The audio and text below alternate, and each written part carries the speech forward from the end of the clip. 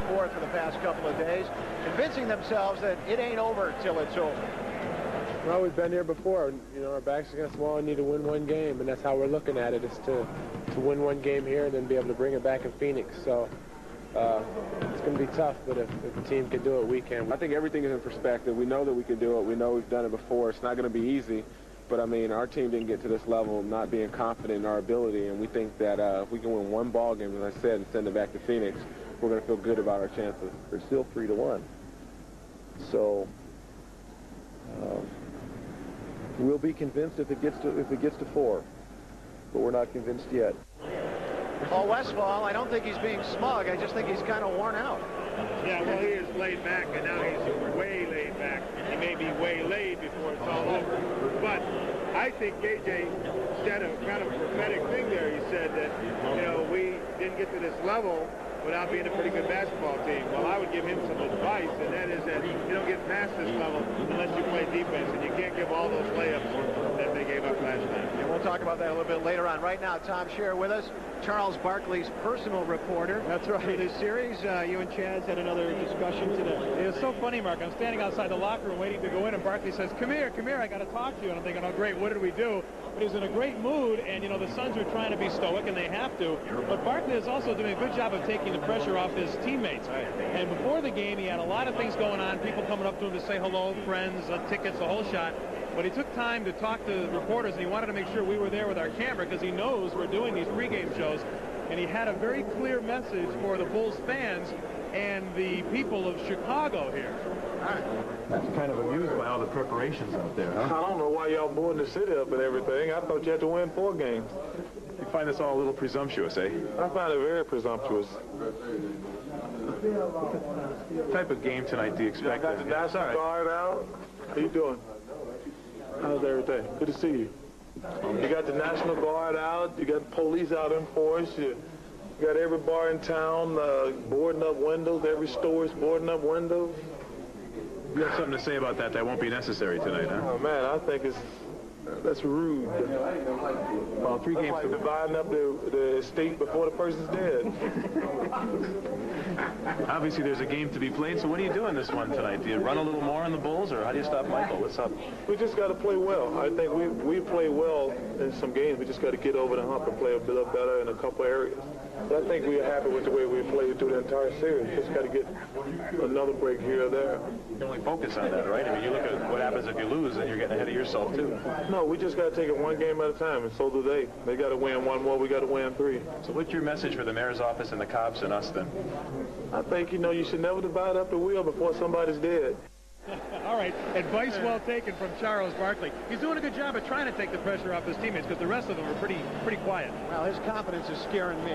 All right, we'll see what happens tonight. Okay, Tom, thank you. Dick, we have discussed the fact that the Suns, who have been trying all kinds of defensive schemes, may go to some rough stuff tonight and try to whack Michael around, hard fouls early to try to keep him out of the lane. Well, you know, Michael just was able to get to the basket all night. Something like 16 layups he was involved in, or shots that you might call layups.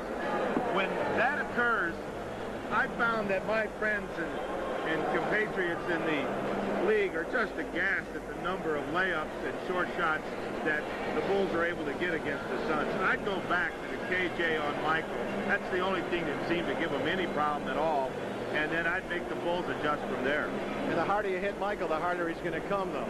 Yeah, you know, one of the things that I found out before the game, the last game, and that was that don't get Michael mad. They said KJ is going to get lit up because Michael read an article in the paper where he said, you know, I can guard Michael Jordan. Right. Please. Nobody can do that. Okay, things are heating up inside. When we come back, we'll take you outside for a little fan fever when 3 the Hard Way rolls on.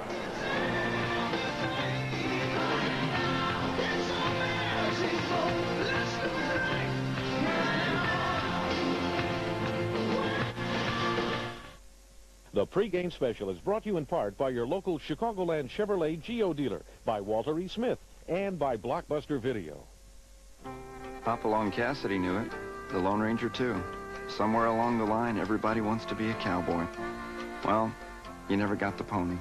And just don't blow your chance at the truck. Right now, Chevy has a full line at prices that make the thought of riding off into the sunset downright realistic. The longest lasting, most dependable trucks in the West and the East and everywhere in between. Chevy trucks. Because you're still a kid with a dream, it's just that now you're old enough to do something about it. This is a clam sofa. It's a reproduction, but it costs more than the original. These are leaves. This is a fountain.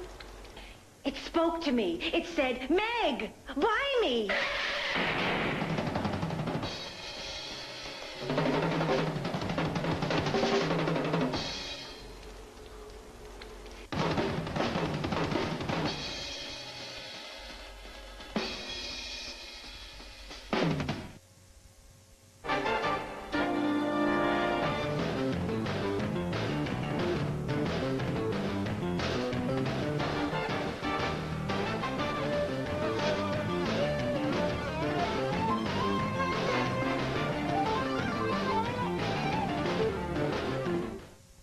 Okay, I'll spell it out for you.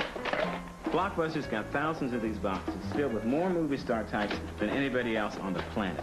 Plus, they got anything you'd ever want. They got drama, they got comedy, they got kid stuff, they got thrillers. They even have foreign films with subtitles in case you want to do a little reading while you watch the film. Thousands of ways to have a good time. And you can keep them for more than one night. So if you want to have a good time, pow, make it a Blockbuster night. With Wendy's 99-cent super value menu, a small stack of change gets you a big stack of beef. It's Wendy's 99-cent quarter-pound double stack. It's a quarter-pound of Wendy's fresh beef served hot off the grill, stacked with cheese, mustard, onions, pickles, and ketchup. And it's all just 99 cents every day on Wendy's super value menu. Wendy's 99-cent quarter-pound double stack. It's a big stack of beef for a small stack of change. If you love beef, this one really stacks up. We are back live at the stadium, just minutes away from tip-off in Game 5. It's funny how you look around and you see a lot of reporters that you haven't seen here for a couple of weeks wearing credentials and somehow finding a seat. And Phil Walters is still outside. Phil? I am. But, you know, it feels a lot different tonight. It is a lot different tonight. For one thing, police everywhere. There are perhaps 300, I'm getting as estimates from some of the sergeants. Some of them have on protective vests. All of them have what they call flexicuffs, those like garbage bag tie handcuffs in the stuffed into their pockets. And they're not just in front of the stadium. They're on horseback across the street. They are scattered through the parking lots. That's something you don't see on an average game night. And for everyone you see in uniform, you're... who knows how many are in plain clothes. Two gentlemen were just escorted past in real handcuffs by some officers saying, no, we weren't scalping tickets, not us, we're totally innocent. Even the vendors have a new energy about them tonight, as if this is the, hey, as if this were the last night. Well, of course, it is the last night. And in fact, they don't even get a full night tonight out here. They have been given orders to not sell after the game. It is that tight. They are clamping down that hard. And not only in this area, but in other areas around the city, there are whole sections where on-street parking is not going to be allowed. Cars are going to be towed, so the cars cannot be hurt. All of these precautions, of course, thank you, all of these precautions, of course, everyone hopes will not be necessary. But the police, as well as everyone else, are convinced this will be the night. This is the night of the clincher. And they're already talking 4. Back to you. Thanks, Phil. I certainly hope.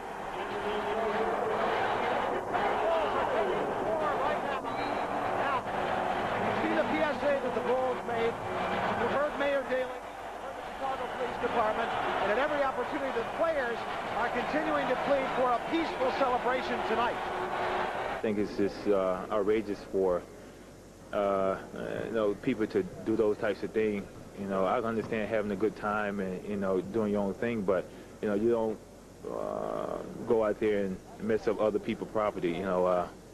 Please be careful, and we don't need that. Hopefully that everybody's safe. We don't get too out of hand. I think last season I pretty much missed it because I stayed here at the stadium most of the night. But, hopefully they're not as destructive. And we'll be back in just a moment.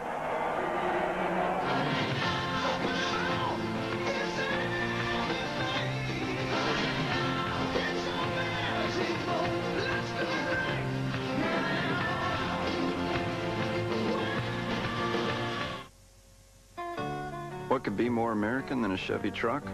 Well, there's baseball, a great American pastime. Last year's series winner, Toronto. And there's apple pie, but it's mostly the store-bought kind because these days who has time to bake? Which leads us back to the Chevys. They're not the only trucks made in America, just the longest lasting, most dependable ones. Of course, if you go with something else, we won't doubt your patriotism, but we'll sure have to wonder just what the heck you were thinking. What's clear? Crystal clear Amoco Ultimate. What isn't? All other premium gasolines. What's clear? Amoco Ultimate is the only premium refined an extra step to remove harmful impurities the others leave in every tankful. What's clear? Why we do it. For a cleaner environment and unsurpassed performance. Crystal clear Amoco Ultimate.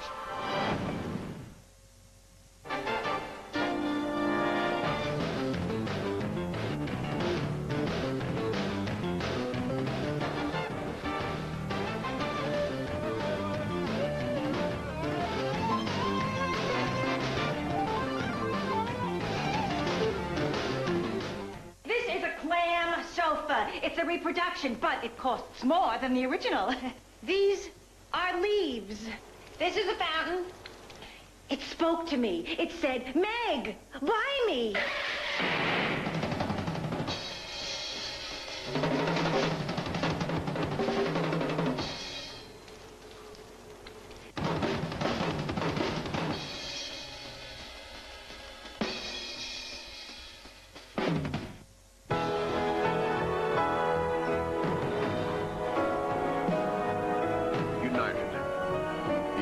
Uniting the world with thousands of flights to cities on 5 continents, proudly unveils a plane no bigger than your hand.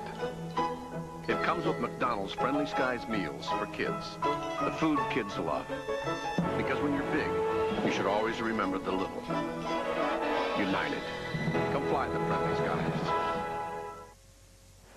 We are back. Wayne Messmer's national anthem merely blowing the lid off this place again. And just a few moments ago, we took another peek downstairs to take a look at the Bulls locker room and get it set up for the celebration and the post-game news conference. And yes, there's the bubbly, ready to be popped. It's chilled, and I certainly hope that we didn't jinx everything by showing that. Well, Mark, you know, I was concerned about whether we would be going back to Phoenix or not, and I know all day long you've been very concerned about going back to Phoenix. Mark does not want to go back to Phoenix. I really wasn't convinced that the Bulls would win until I saw that you were wearing your 8th grade tuxedo here. That's right. And a collar here with no button. That's right. You know you're going to be dashed with champagne. I'm not wearing any socks. That's right. I'm set. I'm prepared. But seriously, you gave your scenario quarter by quarter at the top of this broadcast. You really think it's going to come down to a buzzer beater? Well, I really think Phoenix has weapons. I think they're gaining confidence game by game. And if the Chicago Bulls don't come out, split up the scoring a little more than they did the other night, I don't think you can have a scenario tonight where Michael Jordan can carry this team completely on his back. Key player in the game, Scottie Pippen, got to assert himself. Scottie Pippen took a back seat in that last game. That is not something he wants to do. It's not something he can handle. Can we handle a 2-time defending championship team being too tight? Think that's possible? Well, no, I think tightness is always going to be manifested early in the game. You know, it's like any sport. You always get butterflies, the kickoff or the first tip-off or the first few minutes of a game. The more banging there is, the less, you know, butterflies there'll be. And we understand there's going to be plenty of banging tonight. All right, let's run it down for you. Here's the schedule.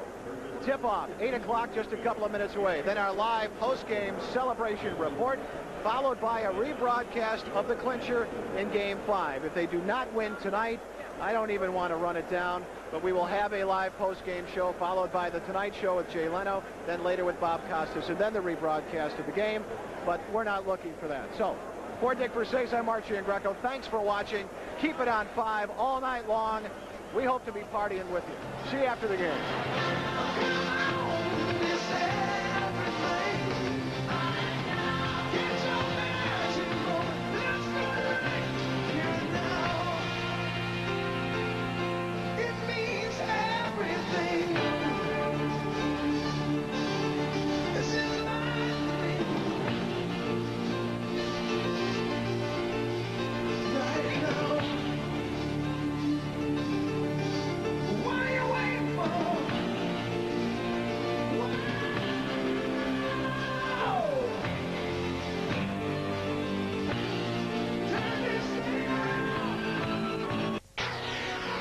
what may be a break tonight in the Palatine murder case.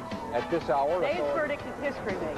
Judge, convicted of fixing murder. Teachers say that's the first step in breaking down barriers. Several thunderstorms embedded in the system, so you should expect some severe weather. There was an attempted robbery here on the night of December 13th. You're looking live at the scene of an extra alarm fire burning out of control. Describes herself as a broken woman who underwent a horrifying experience at the hands of a suburban doctor. Channel 5 News, always Chicago's best news. You just watch. The airline that takes you to more places around the world, nearly 500 times every business day, is adding even more non-stops. And on every flight, you'll find a level of service that's second to none. So the next time you fly from Chicago, choose the airline where the service really is non-stop. American Airlines. We mean business in Chicago.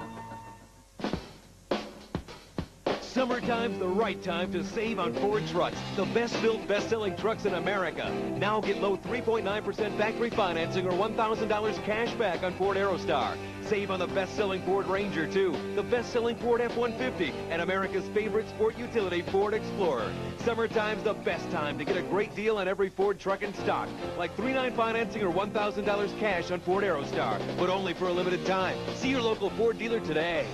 Emmett, Felicia, and Brant together on the Channel 5 News at 6 a.m. Programs regularly scheduled will not be seen at this time, so that we may bring you exclusive coverage of the Bulls and Suns in the NBA Finals.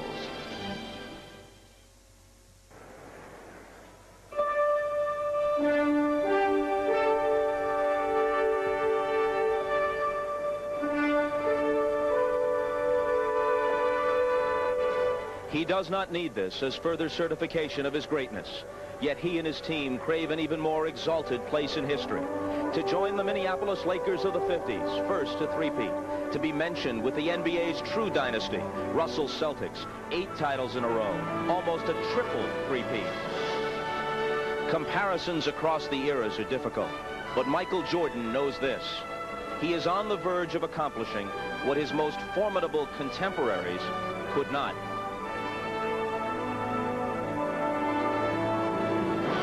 Larry Bird's Boston Celtics reached the finals 5 times in all, and in a 6-year span, won 3 championships.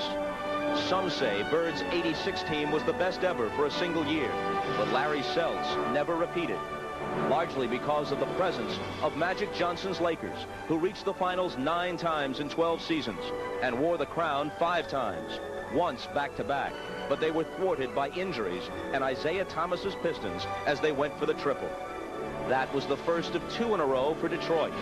But eventually, a team they had haunted grew stronger. And when the Bulls swept the Pistons, the torch was passed, although grudgingly. The Chicago Bulls, now on the verge of such an emphatic run of excellence that they believe no one will be able to deny them a place on the short list of all-time great NBA teams. The Chicago Bulls, nearing the end of an extraordinary basketball odyssey, and believing to a man that tonight is the night.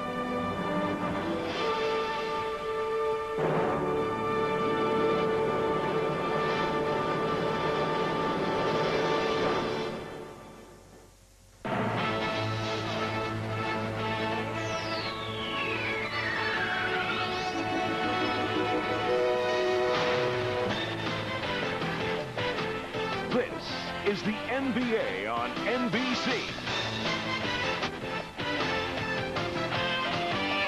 The 1993 NBA Finals. Tonight, Game 5 between the Chicago Bulls and the Phoenix Suns. Chicago Stadium has been sold out for every game this year, of course, but this is the one game it has all been pointing toward. The Bulls' first chance to fulfill their season-long quest, and their only chance to do it in front of their home fans.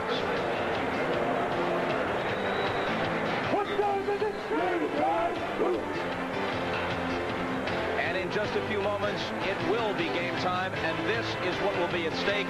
The Larry O'Brien Trophy, named for the late commissioner and emblematic of the championship of the National Basketball Association. Hi, everybody. I'm Bob Costas. For the sake of perspective, let's consider what winning 3 in a row would mean. Would it mark the Bulls as one of their sport's finest teams ever? Undeniably, if they haven't achieved that status already. Would it mean they were the NBA's best team since Russell's Celtics, last to win this many or more in succession? Well, hold on there. While the Bulls belong in any discussion of the NBA's elite, who knows how many in a row the Celtics or Lakers of the 80s would have won if they didn't have to contend with each other. Or, for that matter, tremendous 76er teams at the beginning of the decade. And then there are the 72 Lakers of Wilt and West, who won 33 in a row in one stretch. Chamberlain's dominant Philadelphia team of 1967, or the finely tuned Knicks teams of the early 70s. Any of these clubs could conceivably have given these Bulls a run for their money. But that's for parlor games.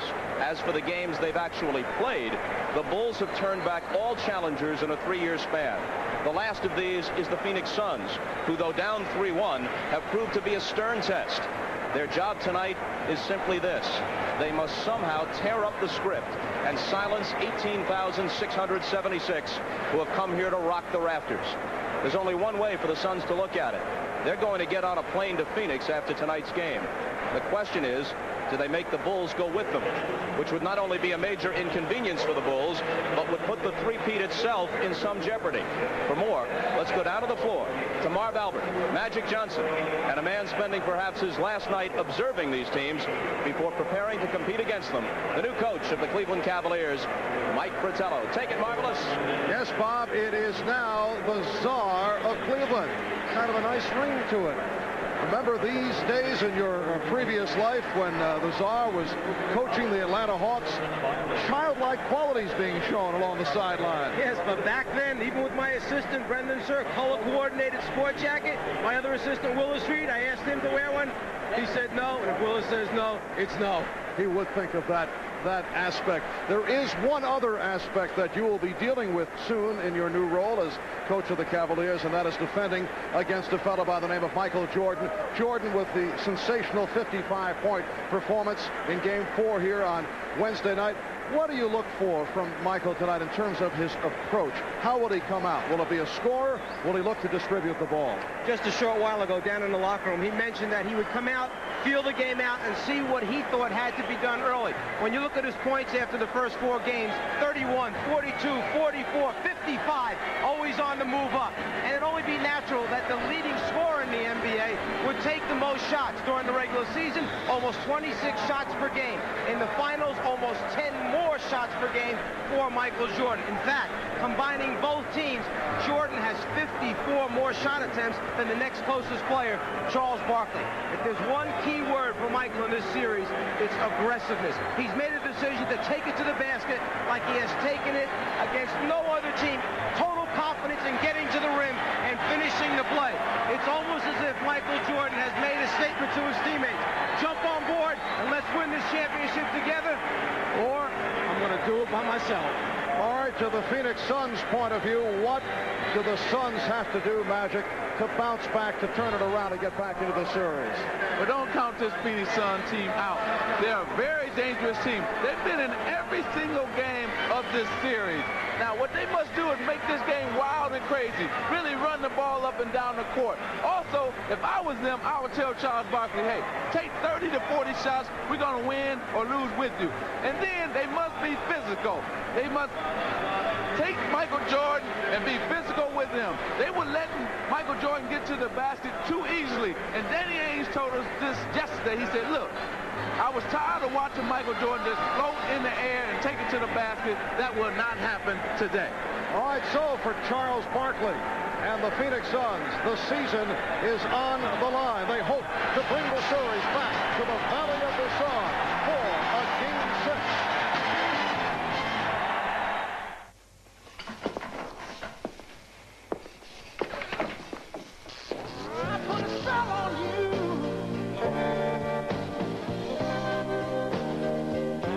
Genuine Draft.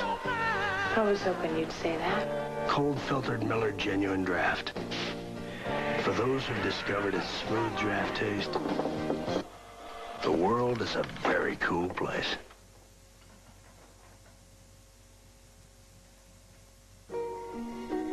If everyone got together and concentrated on everything they ever wanted and everything they ever hoped for in a mid-size sedan. It's possible, just possible, that something miraculous might happen. Introducing the all-new 1994 Mitsubishi Galant. Never underestimate the power of the human mind. Mitsubishi, the new thinking in automobiles.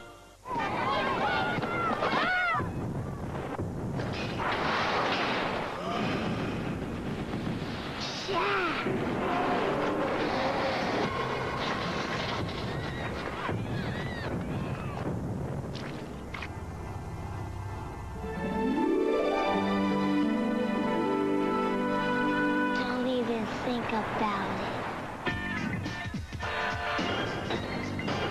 Please. The NBA on NBC is brought to you by cold-filtered Miller Genuine Draft. Get out of the old, get into the cold. By Visa, it's everywhere you want to be. And by Mitsubishi, the new thinking in automobiles. Good evening, ladies and gentlemen.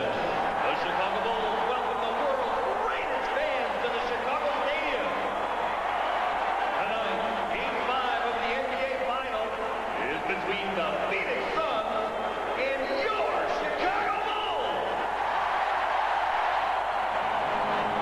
Now for tonight's lineup. First for the visiting Phoenix Suns. At forward, from Auburn, 6'6", Charles Barkley. Up 6'7" forward from Oklahoma State, Richard Dumas. At center, 6'10" from Old Dominion, Mark West. At left guard from Central Michigan, 6'6", Dan Marley. At the other guard, 6'1", from California, Kevin Johnson. The Phoenix Suns are coached by Paul Westphal, assisted by Lionel Hollins, Scotty Robertson, the trainer, Joe Brodsky.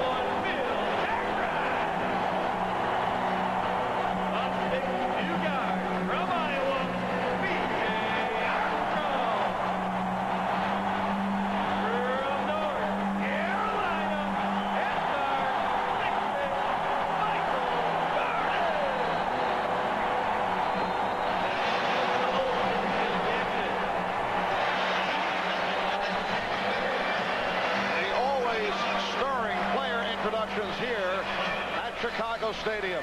Now to check out the mood in both locker rooms, we have reports from Rashad and Hannah Storm. First, here's Ahmad. All right, thanks, Mark. The last time we reported from the Bulls locker room was just before Game 3. The Bulls were extremely confident and very loose. Well, tonight it was a little bit different.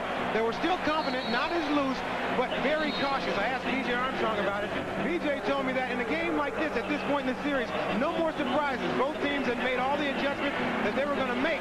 The team that would win this game would be the team that wanted it the most. Hannah? Ahmad, the report on Charles Barkley's sore right elbow is a good one. For the first time in 3 games, he has not had to have excessive fluid drain from that elbow. He gave me the thumbs up. They'll check him at halftime. As for the mood in the locker room, it was quite subdued before the game. Many of the Suns clinging to the fact that they have faced elimination 4 times in these playoffs, but won every time. Their slogan tonight, win one. That's all they need to do to take this series back to Phoenix. Mark? Thank you, Hannah. The officials are Joey Crawford with the basketball, Jess Percy, and Jake O'Donnell. No team has ever come back from a 3-1 deficit to win the NBA Finals. Bulls with the 3-1 lead control the opening tip. Scottie Pippen, played by Dan Marley. Kevin Johnson opens against Michael Jordan. Pippen had a deflected short. And Barkley starts back. Loops over to Marley, who's guarded by Pippen. Johnson played by Jordan. And Barkley for three. Charles Barkley opening up by attempting from three-point range. Armstrong for Grant. Cartwright. So everyone touching the ball here on the first two possessions. Grant. Marley with the rebound. Kevin Johnson stopped by B.J. Armstrong. A minute gone by. Richard Dumas. And it's Barkley stepping back, changed his mind. Marley passed on the three, missed the reverse. Rebound West. Kept alive by Dumas. And Michael Jordan gets to it. Gang rebound. Everybody going after the basketball early in the game. Extra bodies going after it to get and secure a rebound. That was an excellent call by the official just then on the sideline. Oh, the Czar looking for some calls right at the start of his return to coaching. You know, he's going to need those calls next season. But I think right here, I think that Phoenix is going to have to really set their offense and go inside to Charles Barkley. Really set the tone that they're going to be powering the ball inside tonight. But Barkley continues to fire from outside, and he's given the Suns a 2-0 lead. Magic, it almost seems like he's trying to do it in reverse. He's trying to get his outside game going, hoping that maybe they'll come up on it, then maybe take it off the dribble. And that's all right, too. And here's Barkley off the steal from Marley. And Barkley trying to go to the left hand. It was broken on. Good play by Grant. Getting back. Charles Barkley was 1 of 10 from outside in game number 4. You can see that Grant doesn't feel early. There's a sense of urgency that he has to be uptight on him until he makes a view, just like Kevin Johnson did from the left corner. Michael Jordan for three. Yes. Well, Michael wasting little time. His first field goal opportunity, and he converts from three-point territory. Suns 4, the Bulls 3. Johnson, yes. I'm afraid to see what the number might be tonight with Michael. Each game they've gone up 31 points, 42 points, 44, 55. Scottie Pippen with the backdoor layup. And that was a beautiful pass from Michael Jordan. All the defense was paying attention to him. He just whipped it through. Armstrong fell down and also in the process tripped Johnson, leading to the foul call. After Jordan makes this three-pointer, he turns and comes back almost with a sense of satisfaction on his face, as if to say, yes, I feel it early, I'm off to a good start. Then, playing the other role, the playmaker, he hits Pippen with the backdoor pass. Now Barkley posts up. Yes. Charles Barkley feeling it here in the early going, and he's given the Suns an 8-5 lead. See, I like this strategy. Like I said earlier, hey, get him 30 to 40 shots. If you're going to lose, you lose with Charles Barkley. Here's Jordan. So Michael has hit his first two, a 3 and a 2 for 5 points. Suns by 1. And Phoenix has come out again with Kevin Johnson playing Michael Jordan. He hasn't gone inside. He's making it from the outside. Crowd looking for a travel on Mark West. No call, and the Suns lead 10-7. Mark West, the last couple of games, has been effective, even though he has been in foul trouble. Barkley called for the reach-in. Tried to knock it away from Cartwright. Jordan's first field goal attempt was a three-pointer. This one, in a little bit closer, shooting and playing with an extreme of early in the game. Jordan guarded by Marley. They'd like to get Cartwright involved. And they do.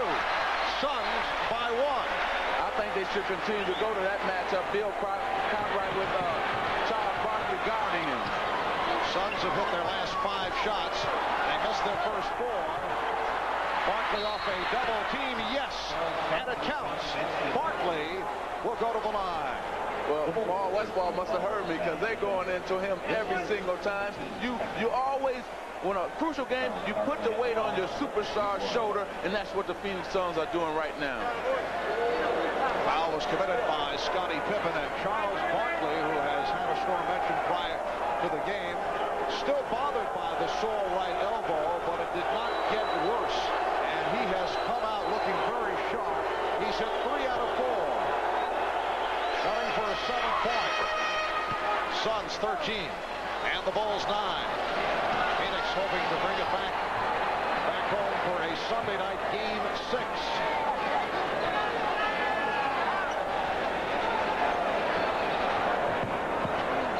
Johnson guarding Jordan. Pippen. Dumas challenging, came away with it. Barkley passed down the 3. And now looks to regroup. And now takes it by himself. Met by the double team, had to pitch it out. Here's Dumas. Well done by the Suns. Patience, execution, the skills part of it, passing the basketball, everybody doing what they were supposed to do when the double team took place. The Suns 15, the Bulls 9. Last touch by Phoenix. It'll be Chicago ball with 12 on the 24, but Phil Jackson wants to talk it over. Timeout taken with 7 minutes, 11 seconds to go in this opening quarter. Prior to the game and asked what his approach would be in coming out tonight in game number 5. I have that inner drive to do whatever possible to get this game over with tonight. I may be a little bit overconfident or a little bit too hyped. Hopefully I'm not, but this is how I must approach the game because as much as we can limit the confidence that this team may have, it's better for us, and I think if we can get it done now, we may be facing a Tiger back in Phoenix. So I told the guys, I'm not going back to Phoenix with you guys. If you guys want to go back and play, you're going by yourself. I want to get it over with right now. Well, that's great thinking because if Chicago loses this game, it's going to be tough. 24-second clock just ran off, but it'd be tough for them to beat the Bulls to beat the Phoenix Suns again in Phoenix. I think that the momentum will switch to the Phoenix Suns, and that's why the Phoenix Suns right now come out aggressively and ready to play this game. Suns 15 and the Bulls 9. Barkley again. And the Suns have hit their last 8 shots, and they now lead it 17-9. Ahmad Rashad mentioned in that last timeout, it was a wake-up call timeout. Phil Jackson telling the team, hey, we got to get going. Let's not let them hang around and think they're going to disappear all of a sudden. They're building a lot of confidence. Cartwright strip, Pippen on the recovery. And I would think that Phil Jackson is also thinking, as he did during the course of that triple overtime loss, that the Bulls sometimes rely too much on the crowd getting them to a higher level, and he said you can't do that, particularly when the Suns have come back on a number of occasions. Here's Barkley for 3. Marley trying to keep it alive. Marley does keep it alive. And the Suns get a new 24. Johnson with a beautiful crossover to set it up. Yes! There's the in-between game that Kevin Johnson uses so well. He did not try to force it and take it to the rim. He saw the defenders back there, just pulled up around 12, 14 feet, hit the jumper. Jordan for 3. West with the save. Brown looking for a travel. Here's Dumas with the ball fake. And it costs. Charles Barkley is furious right now at Richard Dumas. Loose ball foul against the Bulls. Well, Phoenix very fortunate they will get it back off that foul call. But first a look at the Kevin Johnson move with a crossover to beat B.J. Armstrong.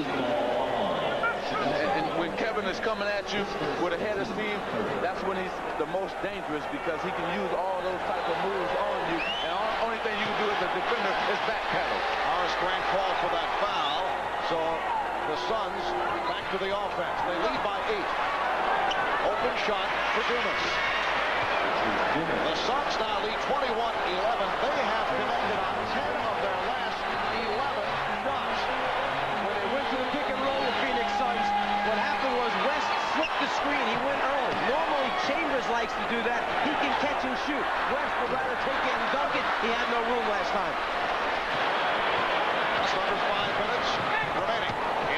quarter. Dumas lost it. 2 times in a row now that Richard Dumas has tried to do things too soon. He's trying a little bit too hard. Once on the fast break, trying to throw backwards. That time trying to beat his man one-on-one. Well, the whole problem is that Charles Barkley was open both of those times, and he should have got the ball to Charles Barkley. Pippen with the fake. Beautiful baseline drive by Scottie Pippen. Phoenix 21 and Chicago 13. Here's pressure by Armstrong. We have not seen much pressure here on the early going. Phoenix has been allowed to get to their normal regular season tempo here in the first quarter. They double up on Barkley. Johnson. Oh, what a move by Kevin Johnson. He's hit 4 out of 4. He has 8 points. Suns lead by 10. They've hit a lot. Oh, the alley-oop for Michael Jordan. Well, Michael threw a backdoor pass to Scottie Pippen. Scottie Pippen now comes back, throws the alley-oop pass to Michael Jordan. Suns by 8. Again, the double on Barkley. Dumas from deep. Richard Dumas has been jump-starting the Suns almost every game of this series, but has not seen much playing time in the second half. He went 25 minutes in all the other night in 8 of 11. Jordan's pass broken up. Johnson for Barkley. Armstrong back, and Charles Barkley extends to a 27-15 lead. The key to the game for the Phoenix Suns is that they're going through Charles Barkley every single time. Either he's going to shoot it, if he gets double teamed, he's going to create a shot for somebody else. And then KJ is penetrating, and that's been the key for the Phoenix Suns. Good box out by Dumas. Suns have hit 13 of their last 14. Barkley saw the opening and then decided to get it back. Marley for 3. Comes back to Barkley.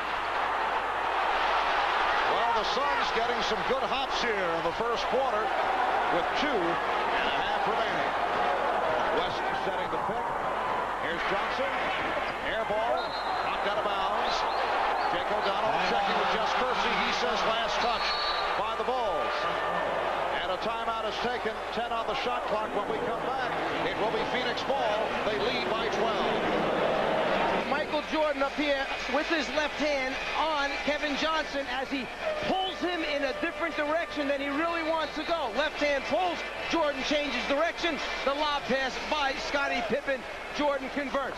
Take him one way, pull him with that left hand if you can get away with it, and then all you have to do is be able to jump 3 feet above the rim and convert.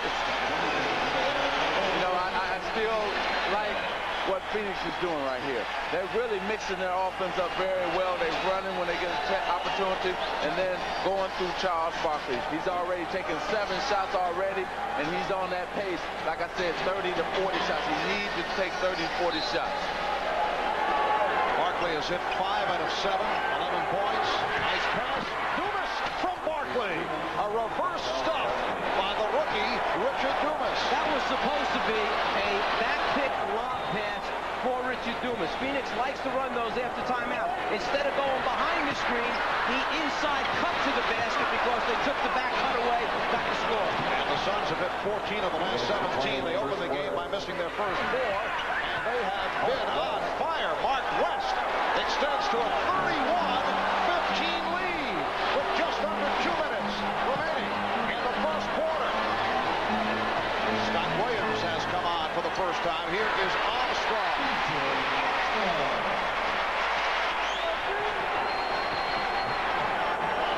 Suns have also controlled the boards. They have out-rebounded the Bulls 10-2. Dumas, yes, Richard Dumas has come out shooting.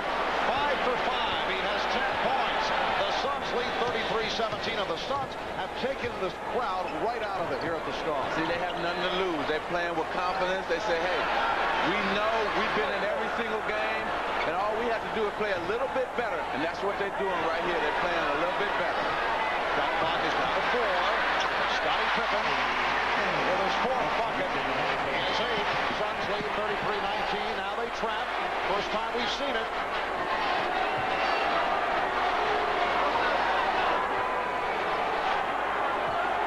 Barkley backing Grant. Barkley rebounded by Pippen. And Pippen accelerates. Pippen all the way is fouled by Dumas. Let's go back a moment ago. After a timeout, Phoenix likes to run a back pick. Scottie Pippen right there is supposed to get back pick. Dumas is supposed to run a lob pass route. Instead, Pippen takes it away. Dumas comes to the inside. You see the inside cut and the layup. No back pick lob, so I'll inside cut and take the layup.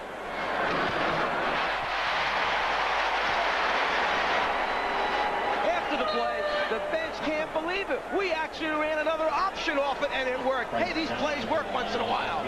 Well, the players are saying, wow, telling Chicago, I know they can't believe it, the team. And it's going good right now for Phoenix Suns. Mark West will get a rest. Frank Johnson checking in. And this, first time we've seen it in this series with a combination of Frank Johnson and Kevin Johnson on the floor at the same time. I like it because now they can't just pressure Kevin Johnson. Now they have another ball handler guard. See, they're beating the press right now. Pippen trying to draw the foul, no call. Knocked out of bounds. Last touch by the Bulls. And you saw the attack mentality, just like Magic said.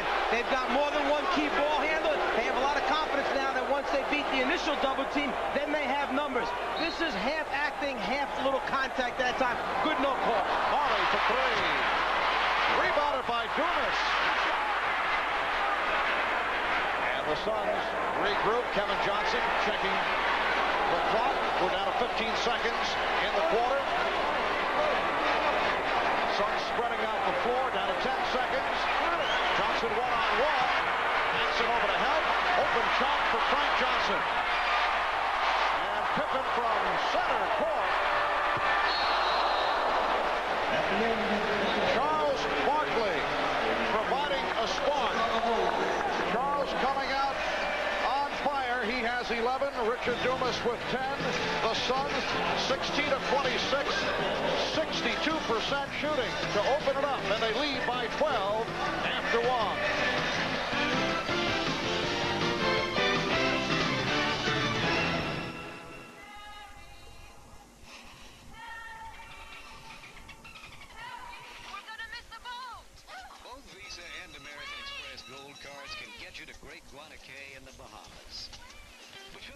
Trouble in paradise. Honey, we missed the boat.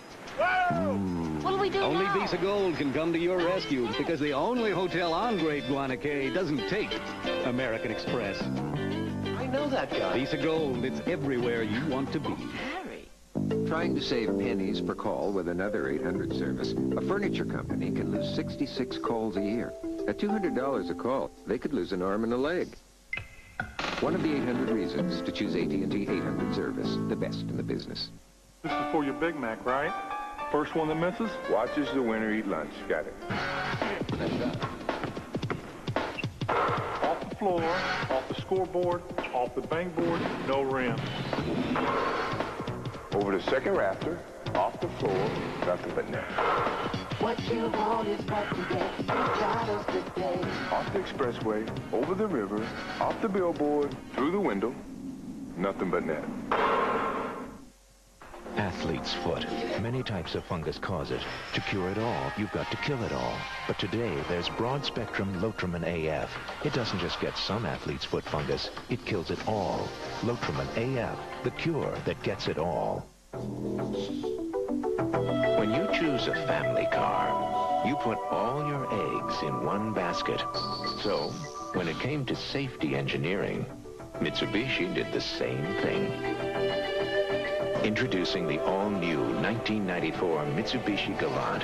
It's everything you ever hoped for in a midsize sedan. And a few things you never dreamed of. The Galant from Mitsubishi.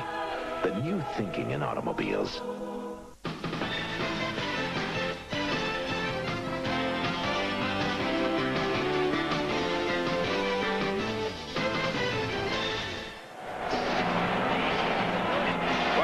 recent years, the Bulls have certainly demonstrated the killer instinct. They have won 11 of the last 12 with an opportunity to clinch a series. On the other hand, as Hannah mentioned right at the start, the Phoenix Suns 4-0 in this year's playoffs when they have faced elimination. And that is the scenario tonight, trailing 3 games to 1, and they have come out and taken a 33-21 lead as we head to the second quarter. One stretch they led by as many as 16.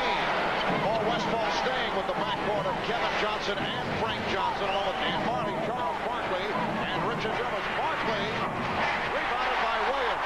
Well, from the Bulls bench during that last timeout, Ahmad mentioned Phil Jackson sensing the tightness in the team, trying to loosen them up a little bit, not happy that they're being out-rebounded. Stacey King with a nice drop-step reverse move, not happy how they're being, and a turnover in the backcourt by Kevin Johnson because of the pressure of Scott Williams. And you can see right here that Paul Westphal is bringing in Oliver Miller because he knows that it's a mismatch with Dumas guarding Stacey King, so he's trying to get some defense in here and take Kevin Johnson out where they can match up right now. Richard Dumas, 5 of 6, 10 points, he leaves. No, Dumas now stays. Kevin Johnson departs. So Dumas is now guarding Jordan. Pippen, 8 unanswered for Chicago. Last game, as soon as Richard Dumas went on Michael Jordan, Jordan put the ball on the floor, started to go right by him to the basket. We'll see if Michael attacks it the same way. Oh, good play by Paxson. He tied him up.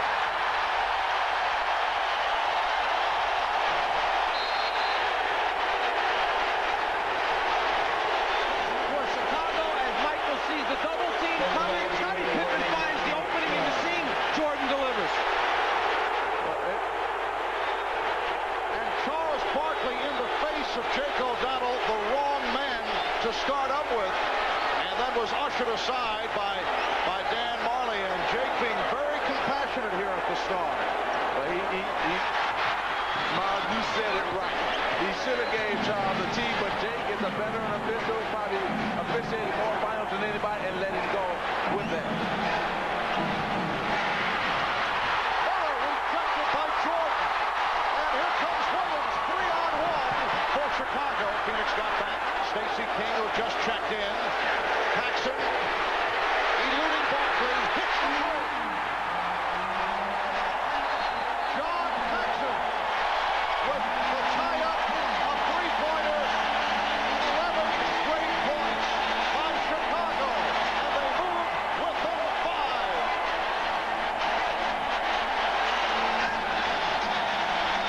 It starts with defense for the Chicago Bulls. You may talk about Michael's scoring, but his ability to defend sometimes goes unnoticed. They brought this guy off the bench to get the crowd involved, and he does it his way with the jumper. Hey, Katie and Bryant, what a difference today makes. Get fired up. Get hot, get hot. Now, summer's taking off to a real hot spot when the silver bullet pours. We're ready to soar. Hot sun above and hot fun under. With Coors Good Light, yeah, we're hot for summer. It's the ultimate Coors Light Summer Beer Barbecue. You could win enough travel credit to fly you and your friends to any hot spot in the world. So grab the one that's silver bullet smooth at this display and get cooking with Coors Light, the right beer now. Coors Good Light, yeah, we're hot for summer. This is hydroplaning in less than an inch of water, and they're not being pulled by a boat, but by Goodyear AquaTread radials. AquaTread's deep groove design channels water away to keep more tire in contact with the road for outstanding wet traction. This is hydroplaning. This is AquaTreading, the all-season AquaTread only from Goodyear. It comes with a 60,000-mile tread life warranty. Goodyear AquaTread. Try a set. We like to say the best tires in the world have Goodyear written all over them. The new limited edition Nissan Sentra with an airbag, cruise control, air conditioning, and a 4-speaker AM/FM cassette stereo costs $2,000 less than a comparably equipped Toyota Corolla. $2,000. Just think, you can use that to buy your first tank of gas. See the Sentra at your Nissan dealer today. The NBA on NBC is brought to you by Coors Light. The Silver Bullet is the right beer now. By Express Mail from the Postal Service. We track, we trace, we deliver for you. And by Nissan. It's time to expect more from a car. Let's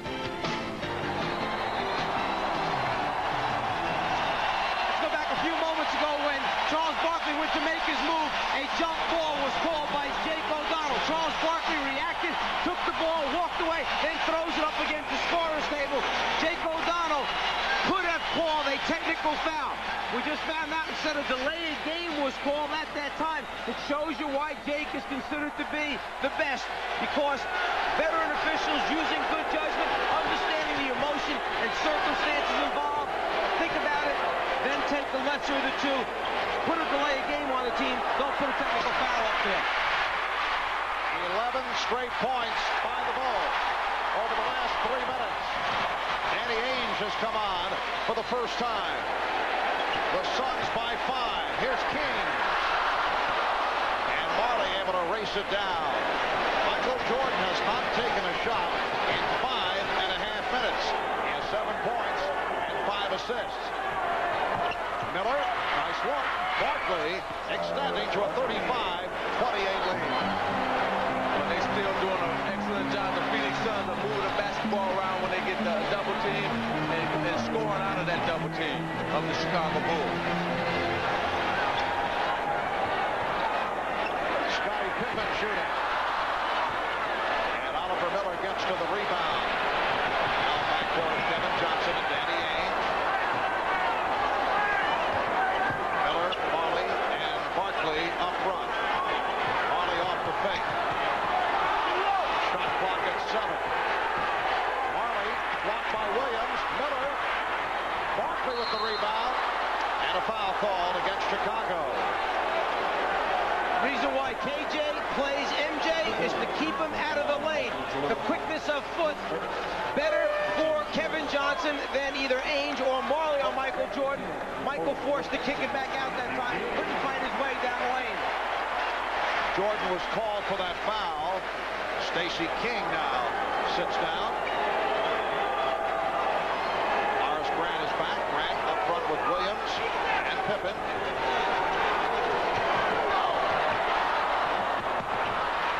Barkley for Miller. Blocked. Miller again. Miller with the tip. Oliver Miller hanging in. Extends to a 37-28. Phoenix advantage.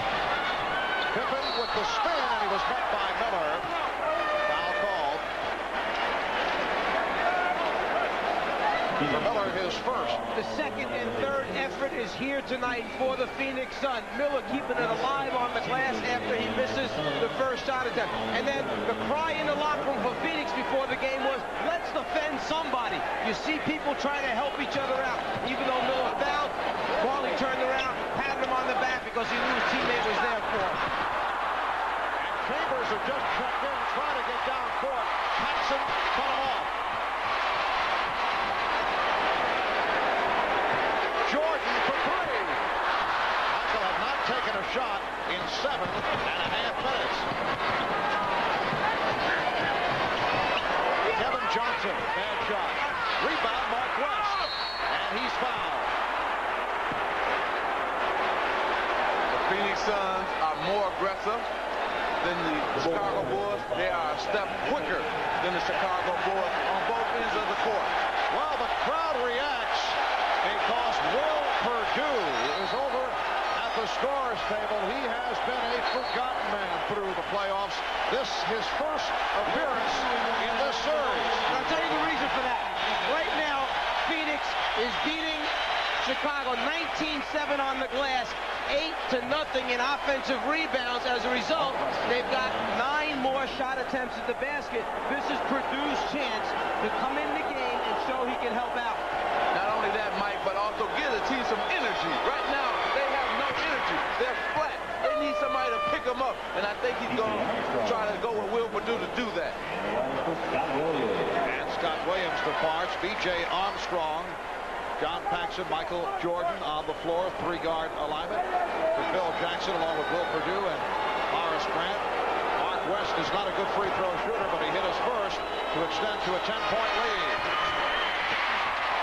4 minutes gone by in the second quarter. Marv Albert, Mike Fratello, Magic Johnson, Ahmad Rashad, and Hannah Storm from Chicago. Bob Costas will be on hand with the Prudential halftime report. 6 on the 24. And Grant gets it back out. Here's Paxson straight away for 3. Well, this is a familiar role for John Paxson. He's hit 2 from downtown. In June of '91, he scored 10 of the Bulls, 12 points down the stretch, 20 points overall. That's a travel. As Paxson helped the Bulls knock off your Los Angeles Lakers. That was in '91. And then last year he nailed 2 20-footers and then set up Michael Jordan in some key situations in the pivotal Game 5 of the championship series against Portland. And he has played a major role here in the first half. Paxson again.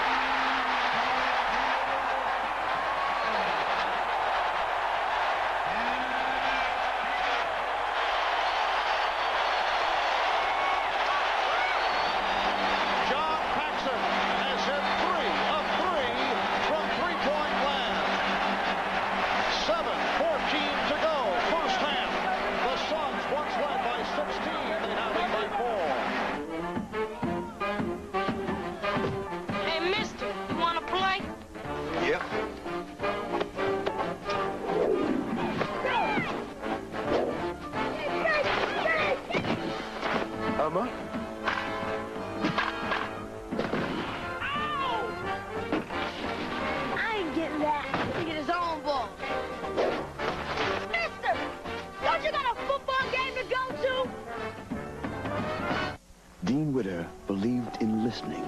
Listen, not only to what our clients say, but what they mean. Each client has a level of comfort. Endeavor to find it. We measure success one investor at a time. Trying to save pennies per call with another 800 service, a package delivery company can lose 17,000 calls a month. At $12 a call, they could lose a bundle. One of the 800 reasons to choose AT&T 800 service, the best in the business.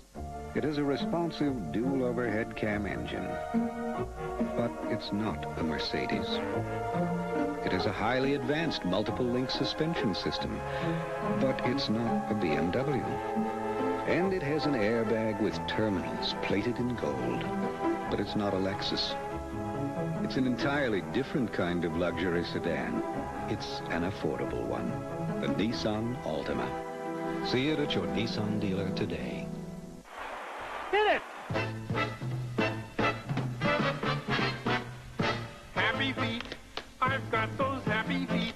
Give them a low-down beat, and they begin dancing. 'Cause I've got happy feet.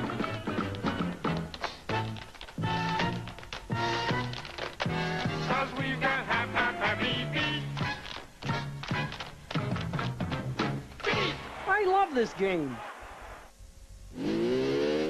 Buckle up. Let's spring into red-hot hot rod action at the NHRA Oldsmobile Spring Nationals, Sunday on NBC. John Paxson has been the spark in a 17-5 run by the Bulls the last 6.5 minutes. John Paxson against your Lakers, Magic. 65% shooting off the bench, average better than 13 a game, and a year ago against Portland he also was instrumental. But he was the real key in beating us because he's doing the same thing tonight that he did to us. When we played the Bulls, we got out to an early lead, then here he come with a couple threes and got them going, and the same thing he's doing here tonight. Armstrong plays the back tap. Jordan met by Johnson. Just under 7 minutes remaining in the first half. Phoenix with a 4-point lead. They've led by as many as 16. Well, Armstrong had the step, but Dumas knocked it away. 9 on the 24. I think that the Phoenix Suns must, on offense, come right back to Charles Barkley. We haven't seen that in the last couple of minutes, and that's what got them this early lead. Jordan, difficult shot. Mike Jordan with the turnaround. He has 9, and the Bulls are within 2. And to back up what you're saying, Magic, the Bulls bench has outscored the Suns bench 11-2 to this point because the starters, Barkley, were getting all the points for him. Blocking foul committed by Paxson. Down low, Michael Jordan knows if he catches it quick enough and turns before the double team can get to him, he'll be able to shoot it over the top of KJ. Then on the crossover, Kevin Johnson beats Paxson. The rotation over a little bit late. Body contact. KJ goes to the foul line. Suns have missed 6 of their last 7 shots. Suns now lead by 3 points. They led after 133-21. Charles Barkley, Richard Dumas getting off to the good starts. But the Bulls turning it. John Paxson hitting 3 3-pointers. Michael Jordan showing some signs after not looking to shoot for a long stretch. Jordan on the follow. Suns 40. The Bulls 38. Johnson off the dribble. Dumas played by Purdue. Richard Dumas getting it over. Will Purdue, and Dumas has 12 points. Phoenix leads by 4. Armstrong for 3. BJ got that 3-pointer because 2 men jumped out at Michael Jordan, and he was able to spot BJ free and clear in the corner and give him the ball. Suns by 1. 5.5 remaining in the first half. And the Ainge try the 3-pointer. Grant with the rebound. So the Bulls have settled down after the shaky start, trailing by as many as 16. Paxson head up tight by Johnson. Joey Crawford, the outside official, looking for help from Jess Kersey. And they're saying Chicago maintains possession. Well, let me tell you what happened. First, KJ, but they said, well, since we didn't call the foul, we're going to get the ball back to the Chicago Bulls. Jordan. You know, that was an experiment to see if he could use that same dribble move against Kevin Johnson that he uses against Dan Marley. Bulls have taken a 1-point lead. West had it knocked away and a foul called. Grant looking for the steal. The right to left crossover move by Jordan is the one that he likes. Here, he becomes an offensive rebounder to help that way. Here, he tries right to left. I use that against Marley, it works. I use it against KJ, it works. A little bit of experimentation early in the game for Michael. Grant Purdue converging on that steal attempt. Purdue was called for the foul. Johnson. Grant rebounds. Bulls with the lead for the first time tonight. Armstrong passed on the 3. Hits the 2. Chicago 45. Phoenix 42. 4:20 left. First half. When do you establish an inside game? Get some free throws. Break this run. Barkley will go to the foul line. He was tripped up. Foul committed by Armstrong. Well, what happens here is he's going to pump fake Richard Dumas, who he caught running at him, and then just go on and knock it down as he got away from Richard Dumas. And the bench reaction, yeah, we love it. There's Williams trying to get the crowd to stand up and cheer and holler. Chicago in the midst of a 9 run, the last 9 minutes, 45 seconds. And whenever you get a team who goes on a run like that, there's only certain ways that you can stop it. One, obviously, is dig in and play defense. But the other is, if you're not making any shots from the floor, as John Paxson goes off and the crowd shows its appreciation for what he's just done for him. But the other way to stop the run is go to the foul line, get some free throws, stop the game momentum.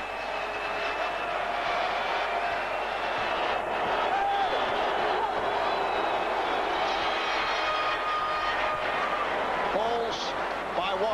Charles Barkley trying to spark his ball club up. We're down to 4 minutes to go in this first half. Armstrong. Barkley with the rebound. Barkley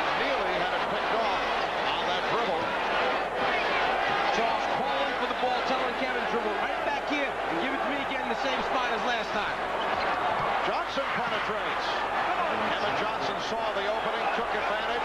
Suns lead by 1. Now, the last 2 possessions, they ran the ball through Charles Barkley. They get 4 points. That's what I'm saying. Keep doing that. If you're a Phoenix Suns, you got to love it, especially Paul Westphal. Armstrong trying the 3, and Barkley rips it down. Marley. Good luck from Barkley. Spotting Marley, who was able to sneak down.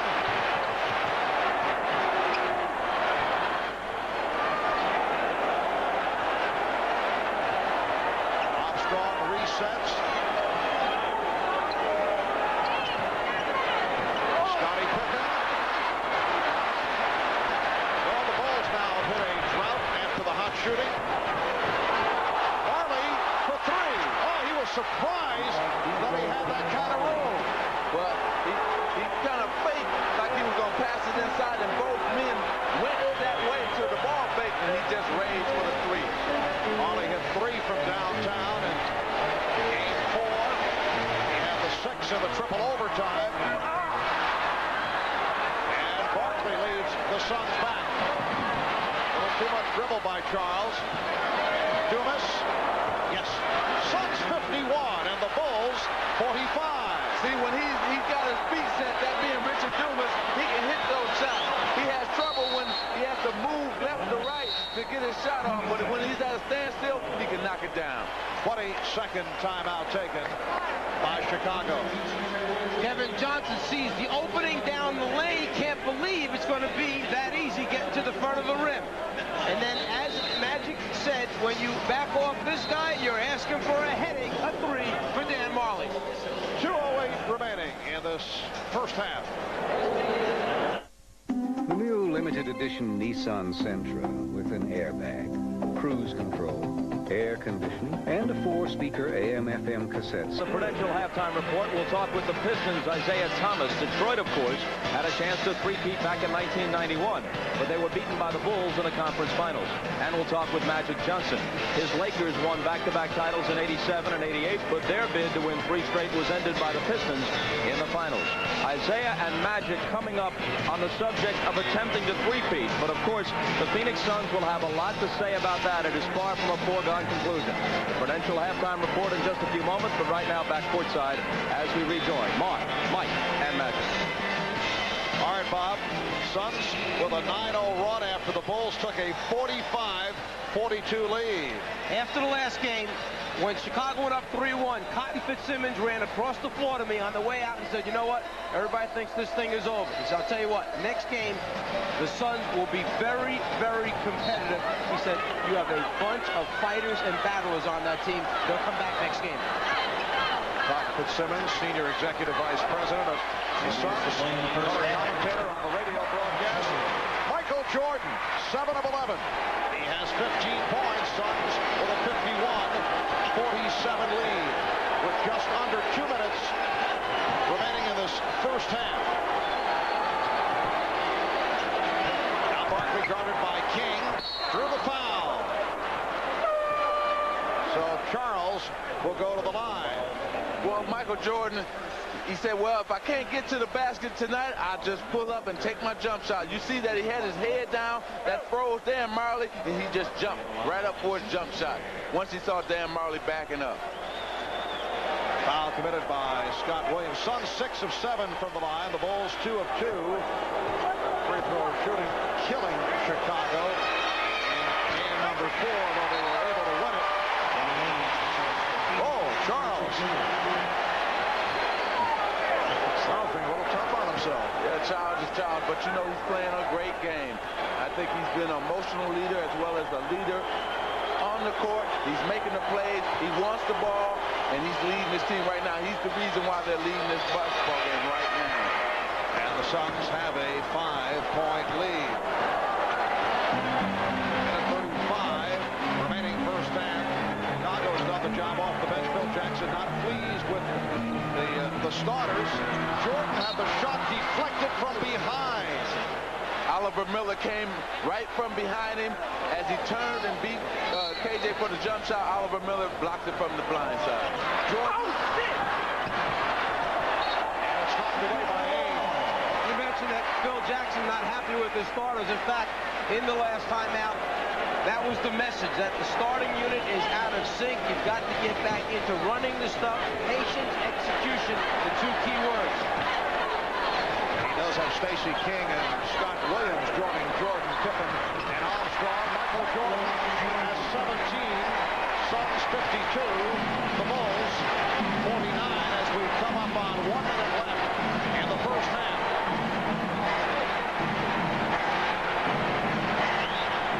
Barkley with a spin. Charles Barkley with a gorgeous move.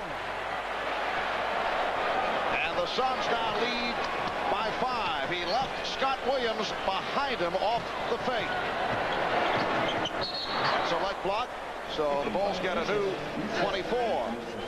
Well, what happens is right here, Charles is going to fake like he's going to the middle. He's going to spin baseline. See you later. Don't bother to jump. I'm going to dunk right in your face. 18 for Barkley.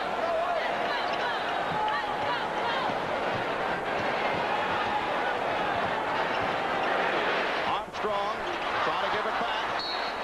Deflected out by the Suns. Two things I see in this game that is different from maybe game number 4 is that the Phoenix Suns are more aggressive on their defensive end. They're not letting Chicago get to the basket.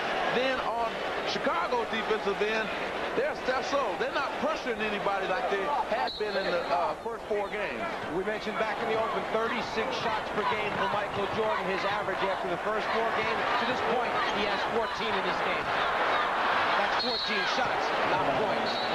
Yes, 8 for 14 from the field. You saw John Paxson check back in. He's had the hot hand. 22nd timeout has been called. This is game 5 of the best of 7 NBA Final Series. Bulls up 3 games to 1. Recapping game 1 in Phoenix. Michael Jordan with 31. The Bulls won it 100-92. Jordan with 42 points in game 2. And Chicago made it 2 out of 2 in Phoenix. The scene shifts to Chicago Stadium in game 3 in triple overtime as Dan Marley was able to convert on a NBA Finals record-tying 6 3-pointers. The Suns won it 129-121. Game 4 on Wednesday.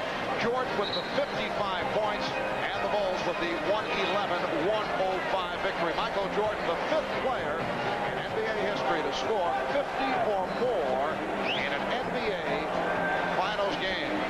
And he did it for the most part off the drive. He has buried it here this evening. Probably give it to Charles middle of the floor, similar to what they did at the end of the game against San Antonio. He would like to get a running start face up if he could. With about 8 on the shot clock, they get going at around 6. You see him talking to Scottie Pippen as he's dribbling. Time running out of the half. Now 1, Barkley. Well, they used the clock effectively, but could not convert. The Suns led by as many as 16 in the first quarter.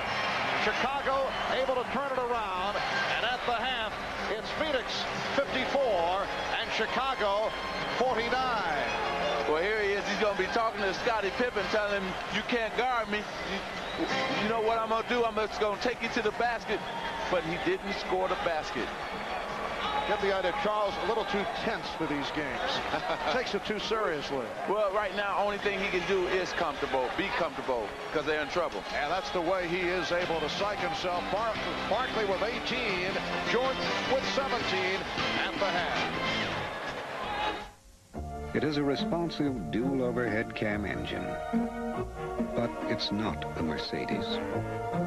It is a highly advanced multiple link suspension system, but it's not a BMW. And it has an airbag with terminals plated in gold, but it's not a Lexus. It's an entirely different kind of luxury sedan. It's an affordable one, a Nissan Altima. See it at your Nissan dealer today. This is your life. This is your world. This is your chance. You gotta be there now. Since Sprint is the only global phone company that offers everything, local, long distance, and cellular, it means with Sprint, no matter where you go, there you are.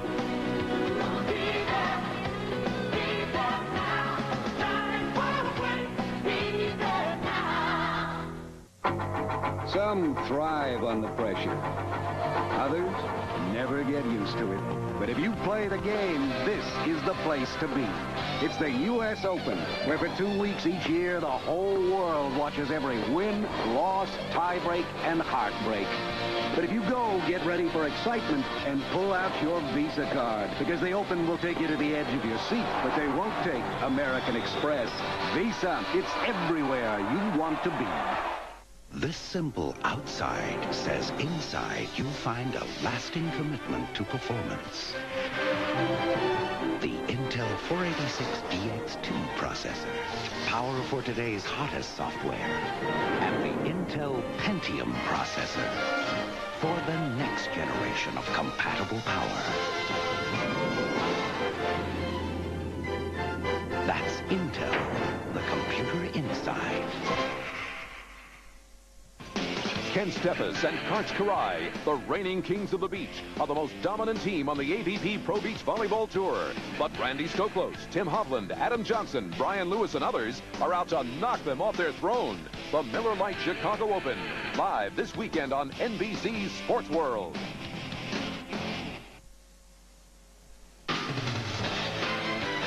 This is the Prudential Halftime Report, brought to you by the Prudential. Peace of mind. It comes with every piece of the rock. Halftime of Game 5 in Chicago. The Suns leading the Bulls 54-49. Barkley with 18. Jordan, who comes in averaging what would be a finals record 43 points a game through the first 4, with 17 at the half, and the Suns lead by 5. All right, here's the premise. We have with us Magic Johnson calling the game, of course, with Marvin Mike. And joining us from the Magic Kingdom in Orlando, where he's with his kids at Disney World, Isaiah Thomas. They were the leaders of the last 2 teams to win back-to-back championships. Each was thwarted in their efforts to three-peat. Let's begin with you, Magic. You were quoted earlier in the week as saying that while the Bulls certainly are one of the great teams of all time and belong in the conversation, you believe your Laker champions of, let's say, 85 or 87, both teams beat the Celtics in the finals, either one of them could beat these Bulls. Well, because we had more weapons. I think that what happens sometimes the Bulls rely on Michael too much. And what I was saying, that if you get me in foul trouble and get Michael in foul trouble, take us both out, you would see what would happen. You know, our team would dominate them. I mean, who's going to stop Kareem? And we had so many more weapons. It's just we would beat them. Isaiah, your thoughts on your Piston teams that won back-to-back before the Chicago Bulls beat you in a sweep in the Eastern Conference Finals in 1991, and that started them on the road to their first of 2 in a row, now verging on 3. Could the best of those Pistons clubs beat these Chicago Bulls? Well, I think it would have been a very interesting games in terms of matchups. I think the thing that really hurt us, if you remember, after we won our first championship, was expansion, and we lost Ricky Mahorn. And we weren't able to do a couple of other things that we wanted to do with the draft and everything else. So it would have been interesting to see how well our team would have fared against this Bulls team. But, you know, when you're talking about this Bulls team, you're really only talking about Michael Jordan. And, you know, you can't really say that, you know, our team would have beat him or the Lakers team would have beat him, because nobody really has found out a way to stop this guy. Now, sure, yeah, if you take Michael away and you take Magic away and you take me away and you take Michael away, yeah, then our teams are better, but the fact is, he's still there. It seems to me, though, that although teams peak at different times, when the Pistons were beating the Bulls, you had the right kind of defense. You were a tremendous defensive team and physical. You could rough the Bulls up. And with you and Joe Dumars in the backcourt, Michael really had to work on the defensive end. You were often running him into picks and wearing him out. Well, the thing that amazes me about Michael Jordan and about I think the rest of the players in the league is his stamina and his endurance. The thing that I wasn't able to do, the thing that Magic wasn't able to do, we succumbed to injuries. We didn't have the type of stamina, the type of energy level that Michael seems to possess every single night, whether he's playing against the worst team in the league or the best team in the league. He has an energy level that's unmatched by any other player or any other athlete that I've seen in professional sports. Whether it be basketball, football, baseball, track, tennis, his energy level is so much greater than ours, it seems, that night in, night out, he's there performing at a level that we frankly just weren't able to reach, and that's why he's there tonight healthy and trying to three-peat, and Magic and I succumbed to injuries. High praise, that's for sure. Isiah and Magic, stick with us. We'll continue in just a moment after this from Prudential.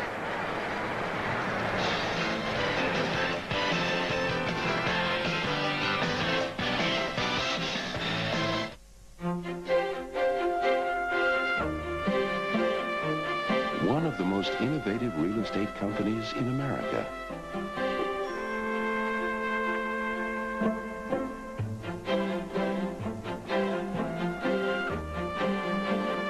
The leader in individual life insurance. Peace of mind. It comes with every piece of the rock. I'm writing because I have a very close friend who's being verbally abused by her parents.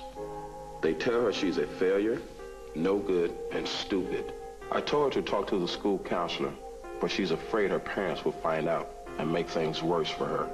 She has thought about suicide many times, but someone was always there to convince her otherwise. I just worry that one day there won't be anyone there.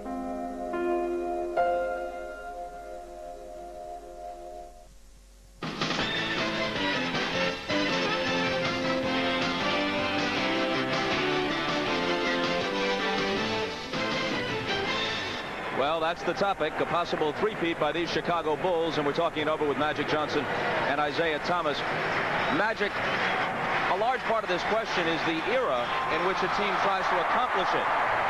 You and Larry Bird were at your respective peaks at the same time, so the Celtics and the Lakers often went head-to-head, and earlier in the decade, the Celtics would meet the 76ers in the Eastern Conference Finals, or you guys would meet them in the finals. Otherwise, the Celtics or Lakers might have had even more in succession. Well, that's true. You know, we had the deal with the Boston Celtics, who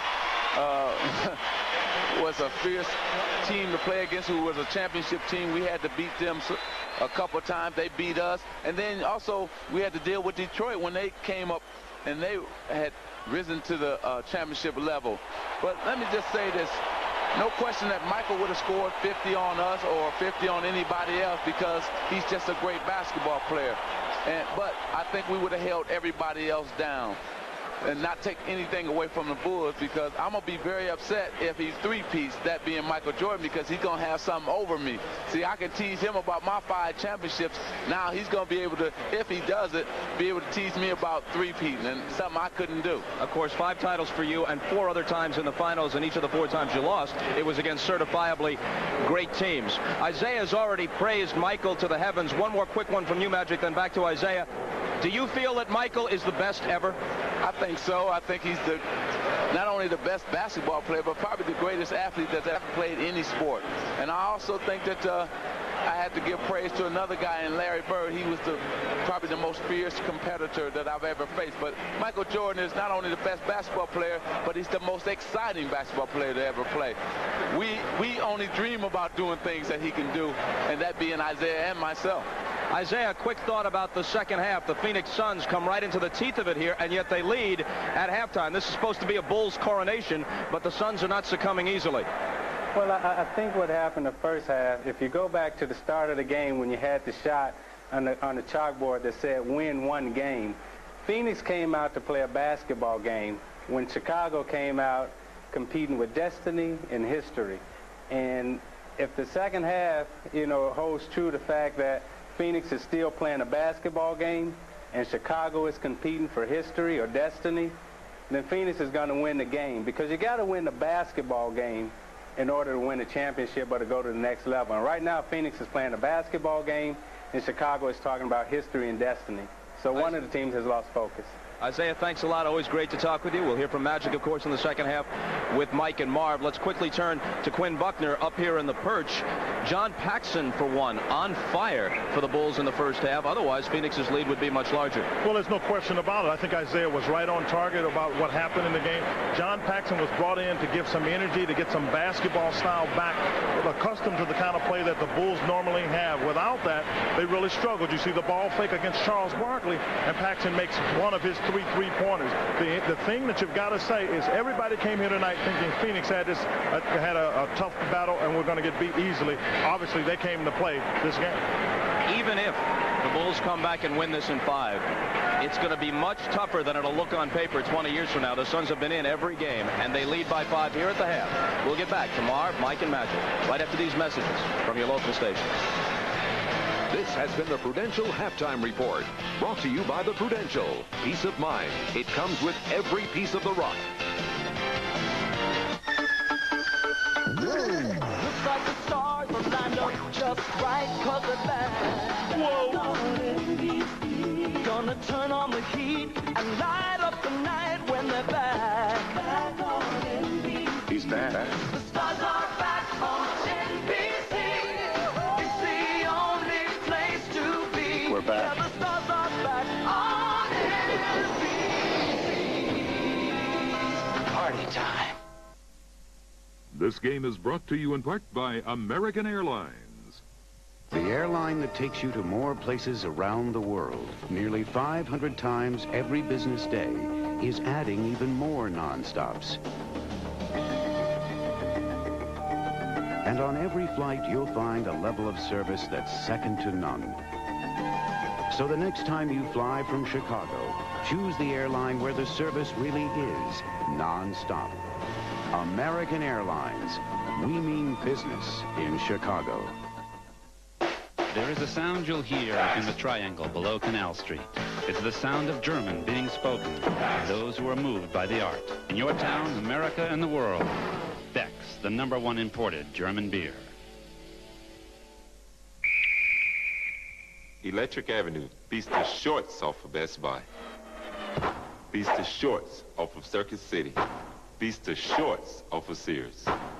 Check out these 3 ways to win at Electric Avenue.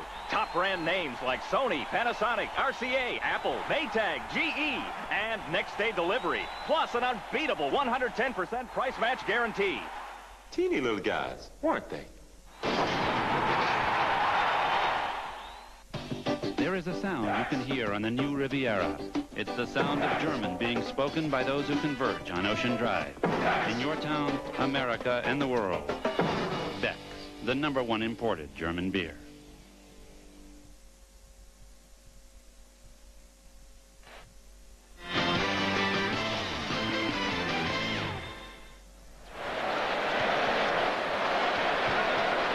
At the half here in Chicago, the Phoenix Suns with a 54-49 lead on the Chicago Bulls. Now, all year on our NBC telecast, we have brought you Miller Genuine Draft's Genuine Moments. Here now, a look at some of the genuine moments from this year's NBA playoffs.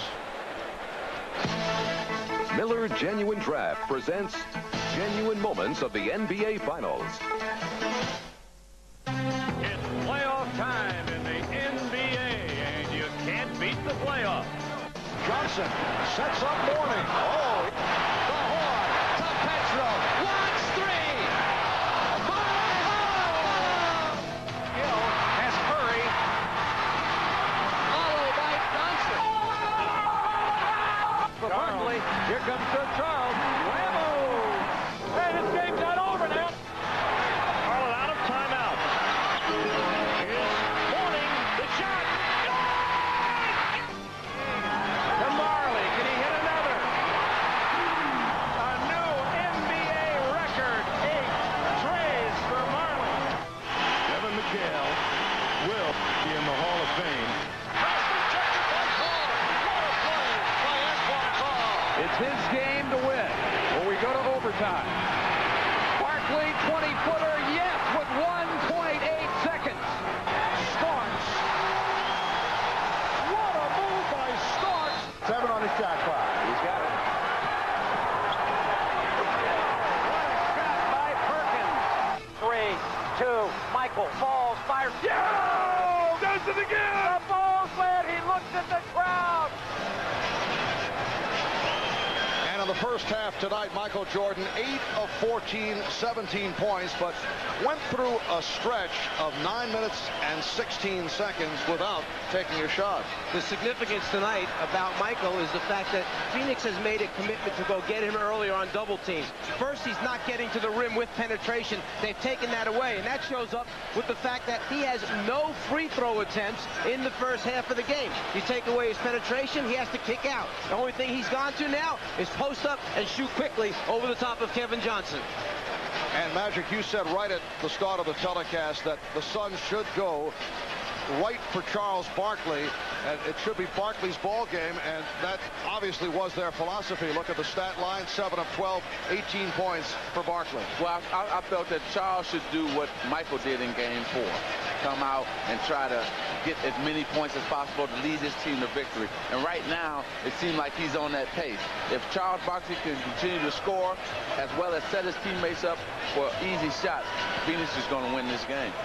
Well, for more on the Phoenix Suns, let's go to Hannah Storm with Phoenix coach Paul Westphal. Thanks, Marv. Coach, you wanted a commitment to defense in this game after what happened in the last game, and you've gotten it particularly against Michael Jordan. I know that Kevin Johnson draws the primary assignment against Jordan, but all your guys seem to be contributing against him. Well, we're playing some great defense tonight, and I just think that it's a civic-minded thing on our part. We know that they burn the city down here if they win a championship, so we're trying to save the city of Chicago tonight. We've enjoyed our week. You're going to continue to go with your rallying cry of 5 men on Michael in the second half? Well, we just want to keep doing what we've been doing. We're really moving our feet on defense, and it does make a difference. Okay, thanks, Paul. Have a good second half. Marv? Thank you, Hannah. Here are today's Miller Genuine Draft halftime statistics. Field goals, Phoenix at 50%, 23 of 46. Chicago picked it up after the bad start, 21 of 44, 48%. And Michael Jordan, 8 out of 14, 17 points, also has 6 assists. We'll be back with the third quarter in a moment.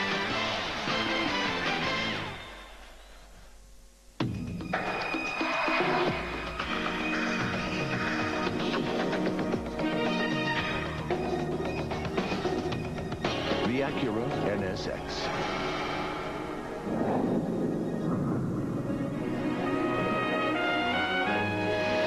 The Acura Legend. Proof that the symbols of power and sophistication can be more than just symbols. 2 teams, 2 area codes, 2 fans who want to talk after the game. Now with AT&T, you could save 25%. Spend $40 or more a month and we'll take 25% off your favorite area code. Just call 1-800-426-4752. Any one area code, anytime, guaranteed with no fee. Call to celebrate, call to rub it in. But call AT&T first and save 25%. Real savings made simple. Another part of the iPlan. Whoa, sumo wrestling. Come on, we'll miss the high dive competition. High dive, sumo, high dive. Guys, let's watch both. Miller Lite presents Sumo High Dive. No. Yes, it's true. Here's the reverse 2.5. Brought to you by Miller Lite. If you can combine great taste and less filling, you can combine anything. He's going for no splash. It is dreams, Bob. Some dive, some beer. Great taste, less filling. Can your beer do this? Turn to CNBC every night for Steals and Deals, the only cable show looking out for you. Janice Lieberman and a team of consumer experts hunt out the best deals and expose the latest rip-offs. Steals and Deals only on CNBC, cable's money and talk channel. It's a night to honor American heroes. Join President and Mrs. Clinton, Bill Cosby, Jack Lemmon, Sidney Poitier, Tom Selleck, Lou Gossett Jr., and Anita Baker as they honor the great ones. A once-in-a-lifetime event. The greatest athletes of our century together for one night only. The National Sports Awards at 8, 7 Central, NBC Tuesday. Welcome back to Chicago. Just moments ago, Ahmad talked with Bulls coach Phil Jackson. All right, thanks, Marv. Phil, a bit of a shaky start. Well, they came out and hit everything they took. I mean, they went at one time, I think it was 15 for 18 on their trips up and down the floor, plus they got rebounds. They played very well to start with. We had to really get emotional about the game, come back. Besides the deficit on the rebounds, what about more contribution from your starters? Well, that'll help. You know, Horace hasn't got into the ball game yet. Bill hasn't got himself really going either. So we'd like to get them going at the start of this third quarter. But you know, we need boards, and we thrive off defense. All right, good luck to you in the second half, Coach. Thanks. All right, back to you, Marv. And third quarter is underway with Richard Dumas taking it to the hoop, drawing the foul, and he will go to the line. Dumas with 16 points. Played a two-man game with different people. This time Dumas sets the screen, rolls, converts, and gets fouled. The opportunity now for the three-point play. Bill Cartwright called for the foul. 8 of 9 from the field for Dumas. It is a three-point play. The Suns 57, the Bulls 49. Marv Albert, all of the czar of the tennis spreader, Mike Fratello, Magic Johnson, Ahmad Rashad, Hannah Storm working the sidelines. Suns in one stretch led by as many as 16. The Bulls able to turn it around and come back. Pippen. Oh, beautiful move by Scottie Pippen, who has 14. Phoenix leads by 6. Kevin Johnson played on a switch. It's Barkley, West, Dumas up front. Johnson and Marley at the guard. Johnson being played by Grant, shot over him, rebounded by Cartwright. See, the problem with that was you got to have Michael Jordan on Charles Barkley in the low post. Throw that ball down in there. Charles has been having an excellent game already. There's a foul right there. Scottie Pippen a moment ago on the baseline makes the quick move, one dribble on the floor, able to get to the rim. But going back to what Magic had said, there were two decisions to be made. Should KJ try and take Grant off the dribble, or should he get the ball down low to Barkley versus Michael? That time it should have gone to Barkley. Pippen's pass picked off by Dumas. Now Dumas played on a switch by Armstrong, and Barkley setting it up. Dumas looking to post up. Ran over to help. Barkley has a three-pointer lined up. And it will be Chicago in possession. In the first half, from the perimeter, Charles Barkley 3 for 6 from the outside, which is very good for him compared to other games from the outside. Inside, Barkley was 4 for 6 in the first half. And Barkley 0 for 3 from three-point land. Kevin Johnson guarding Michael Jordan. Shot clock at 5. Jordan cuts it to a 4-point Phoenix lead. 19 points for Jordan.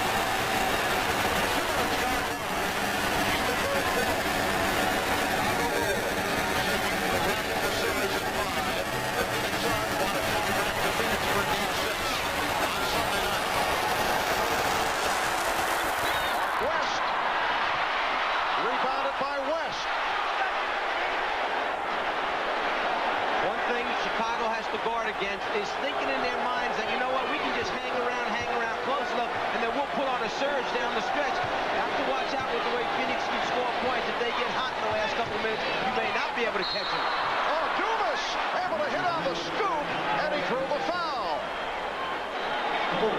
Well, what's happening here is that, first of all, Michael Jordan is just going to take KJ as close as he can to the basket and then jump right over him. He's been doing that all evening. And then on the other end, Richard Dumas has been living off the double teaming of Charles Barkley. He just finds an open area time and time again. Charles gets in the ball, and he takes it to the basket. And the foul was called on Jordan. Michael Jordan is second. Suns 59, and the Bulls 53. Phoenix 11 free throw attempts, Chicago 2. Bulls were cold at the end of the first half, hitting only 2 of their last 9. Pippen trying to set up Cartwright, went off his chest. Between Bill Cartwright and Horace Grant, Chicago has received 2 points on the scoreboard to this point in the game. And Horace Grant comes off a superb all-around performance on Wednesday, but as you mentioned, he has been very quiet. It's Dumas again, serving up a facial. The Suns lead by 8. I love what the Phoenix Suns are doing in their half-court offense. They're really executing their offensive play in the half-court very well. Michael Jordan line drives it home. Phoenix 61 and Chicago 55. West setting the pick. And Marley has been very quiet. Richard Dumas with all 7 Phoenix points this third quarter. Barkley, yes. Charles Barkley has 20. The Suns 63. The Bulls 55. Caught right over to set the screen. Caught right with the open shot.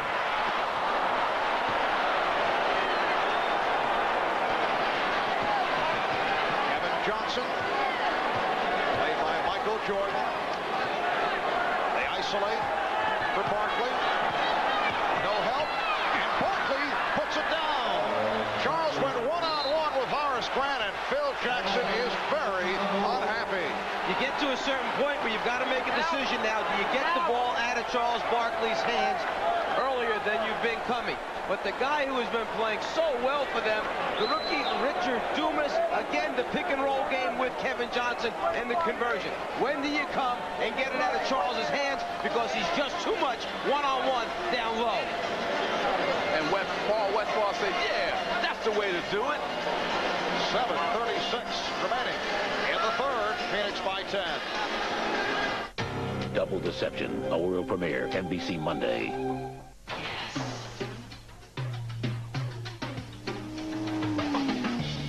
This is hot. This is cold.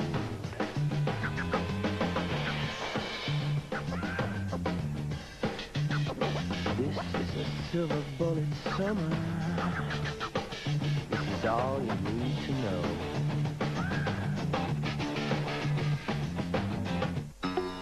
Listen I will be so glad to get out of here. to your generation. Don't start no fight now. Listen I'm a black woman, okay? I deserve respect. to your world. Figure out what you're gonna do with your life. Listen How can you be in love if you don't know nothing about it? to your heart. Nobody can make it out here alone. Janet Jackson, Tupac Shakur, Poetic Justice. From the director of Boys in the Hood. Rated R. At theaters July 23rd.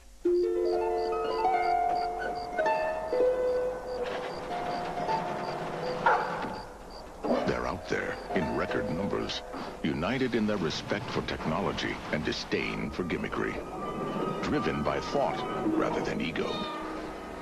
Everywhere you look, there are signs of intelligent life. They are among us. They are our neighbors. They could be you.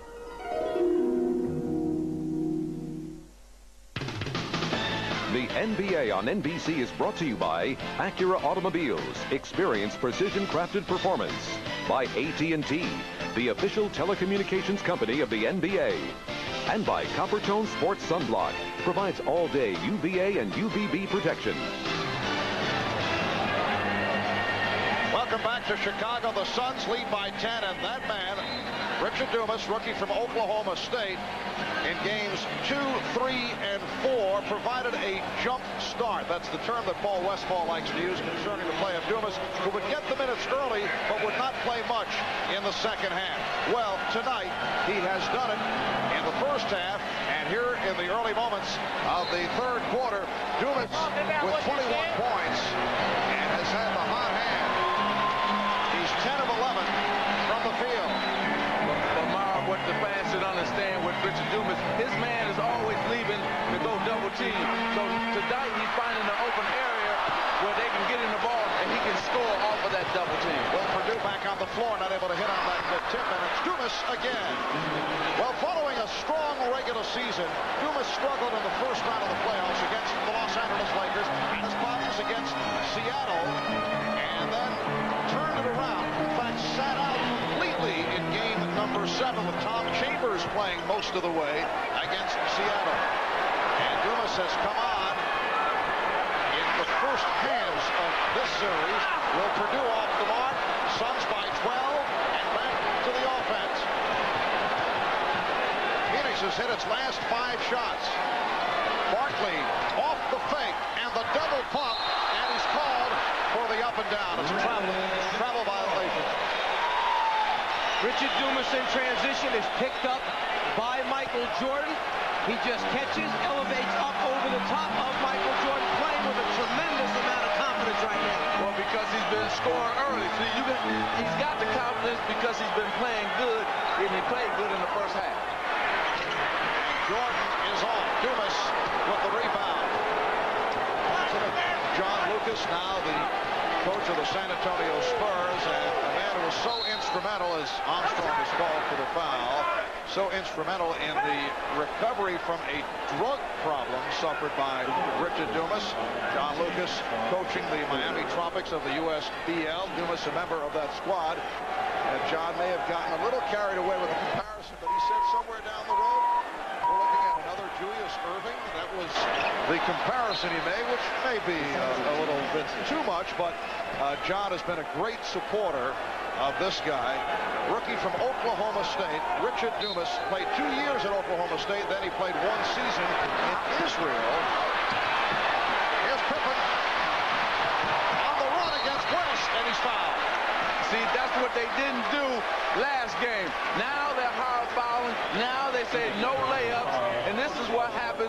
And that's why the Phoenix Suns are playing as good as they're playing. Because, see, here they say, okay, Scotty, you go into the hole, we're going to foul you, send you to the free throw line. I want to go back to that statement that John Lucas made about Richard Dumas. There was a little more to that sentence comparing him to Dr. J. He said we may be seeing a Dr. J with a better jump shot, however. Well, John is a good friend of mine, and I like John. But I don't see no Dr. J in Richard Dumas. Now, I see some similarities when he take it to the basket and dunk on people. But Dr. J is a Hall of Famer, one of the greatest to ever play. Richard Dumas got a long way, but I do like Richard Dumas' game, and he's come on strong here tonight. The Suns able to elude the trap. Marley for 3, yes! And Marley hitting his second from downtown, and the Suns open up a 13-point lead. They're playing loose. You can see it. They come down, pitch ahead, stop behind the three-point line, let it go, and that's the weapon they've used all year to win. Pippen is foul, sandwiched between Marley and Miller. Pitch ahead, stop behind the three-point line, and get it up there before Chicago can rotate back out. Dan Marley extends the defense, puts tremendous pressure on you, and once again, this cross-matching defensively. What I mean is the unusual matchups that Phoenix is playing. KJ on MJ, Charles guarding Cartwright, Dumas playing BJ. It's hurting Chicago just as it did in Game 3. Last time out, Ahmad overheard the staff talking about it to the players. You've got to cover for each other when they're cross-matching you. It's been a problem in runouts. Ahmad overheard the staff sneaking his way in. Scoop Rashad. Yes. 12-point Phoenix Suns lead. Foul called down low. It's a hold on Grant, and that is his second. Well, here it is right here. Inside Charles. What happened, Forrest grabbed his arm, and then Charles couldn't get free. Dumas from Miller did not have the shot. Works it back out. Pippen with the steal. 3-on-2. Suns able to recover. Jordan stopped from behind. Dumas got a piece of it, and Dumas will finish it off. Michael Jordan upset. He felt he was fouled. Phil Jackson calls for time. You think back to the last game. Remember Michael Jordan getting to the front of the rim for the dunks? This time when he starts down the lane, look for Oliver Miller to step up, make himself big. It stops Michael Jordan before he can get there. Do I have it? No. Here's the big man, Miller. Body contact, the turnover. Again, the defense. 3 people surrounding the basketball. In the Phoenix locker room just before the game, the one thing they talked about was, let's guard people out there tonight. An 18-9 run by the Suns, and they lead by 14. The suspense is rising. The excitement is building. Sean Connery, Wesley Snipes. In the most thrilling motion picture of the year. From the #1 bestseller. Rising Sun, July 30th. Rated R. Trying to save pennies per call with another 800 service, a boat equipment company can lose 30 calls a year. At $1,100 a call, they could lose sales. One of the 800 reasons to choose AT&T 800 service, the best in the business. Having embarked on a new career at the age of 45, Kareem found himself traveling in coach.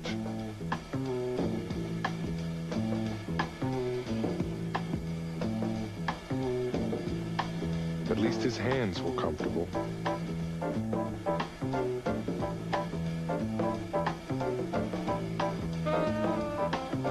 Only PowerBook is designed to fit the way you work.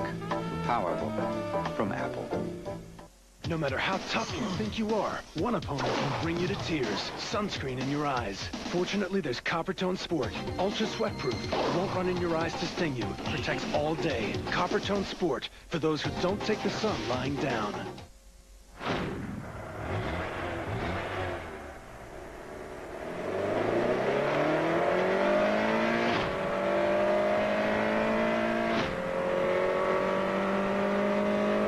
Introducing the 190 horsepower Prelude VTEC.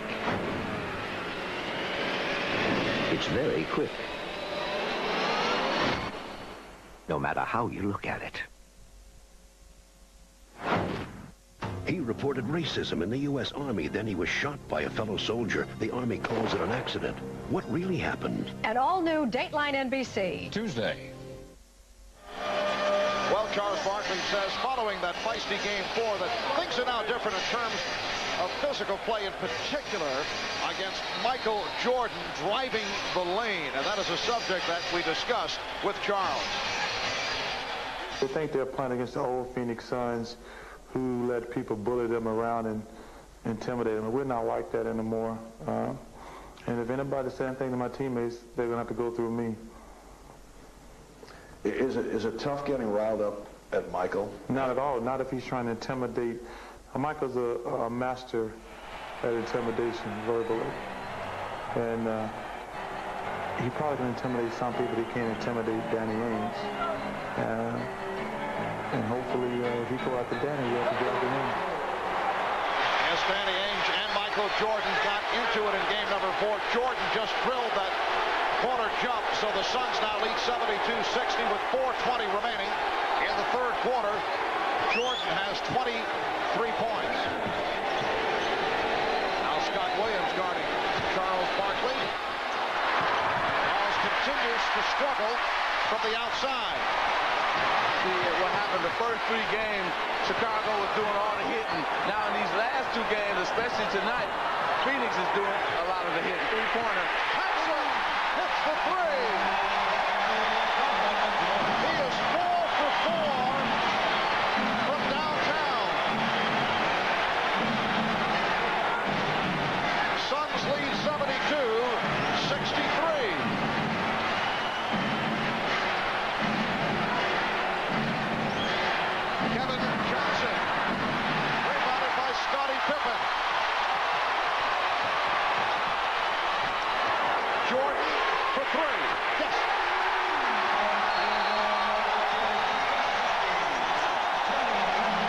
So Phoenix calls for time.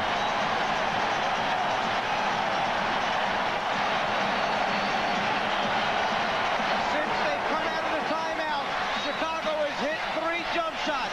Michael Jordan a 2, Paxson with the 3, then right back to Michael Jordan, who winds up getting behind the three-point line for a three-pointer. 8 straight points since the last timeout. And for Phoenix, the problem is you live by the sword, you die by the sword. They were making jump shots early.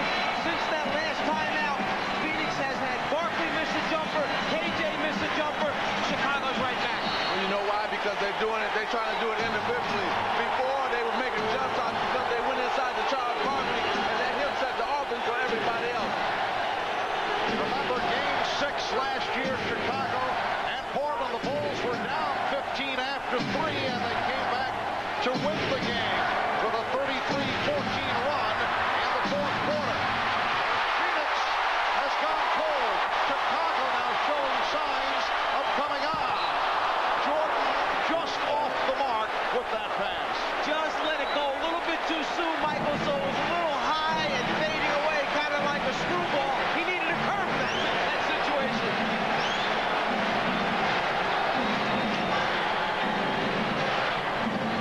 Kevin Johnson. 14 for Johnson. Minute 74, Chicago, 66, 2 and a half remaining in the third quarter. That's 4 of 4 from three-point land. Nice pass. Stacey King will go to the line off the good setup by Scottie Pippen. Trying to get the crowd involved in the game. Phil Jackson asked the guards, help us rebound on the glass. Michael Jordan way up in the air from the outside position to get this crowd involved. He sees Scottie underneath, but the ball just a little bit too high. He knows it. An opportunity for two that just slipped away. Stacey King on the line for the first time. A 70% free throw shooter. Danny Ainge is back. Richard Dumas will sit down. Dumas, 25 points on 12 of 14. And Scott Williams departs. Phil Jackson brings back the three-point brigade, brings in Paxson, has BJ out there, and Michael Jordan. Phoenix leading 74-68. The Phoenix Suns try to take this series back to a Game 6 Sunday night in Phoenix.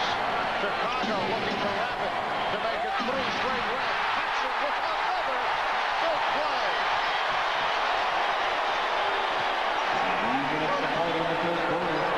Jordan, he'll go to the line.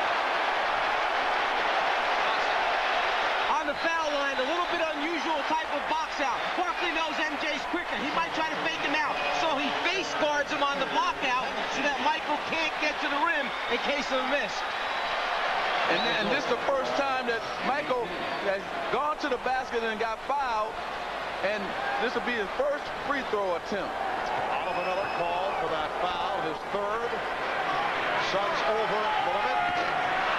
Michael Jordan has been off at the free throw line, only 13 for 18 on Wednesday night. And you can see the progression in the series. The Bulls down to the line 10 times tonight. Suns by 5, just under 2 minutes remaining in the third.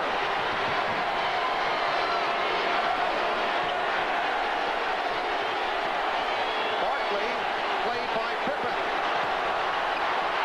Barkley dumped it off. Nice play. Oliver Miller completing it. Every time that the Chicago Bulls come back to make a run, then the Phoenix Suns come right back with a run of their own. Suns have a 7-point lead.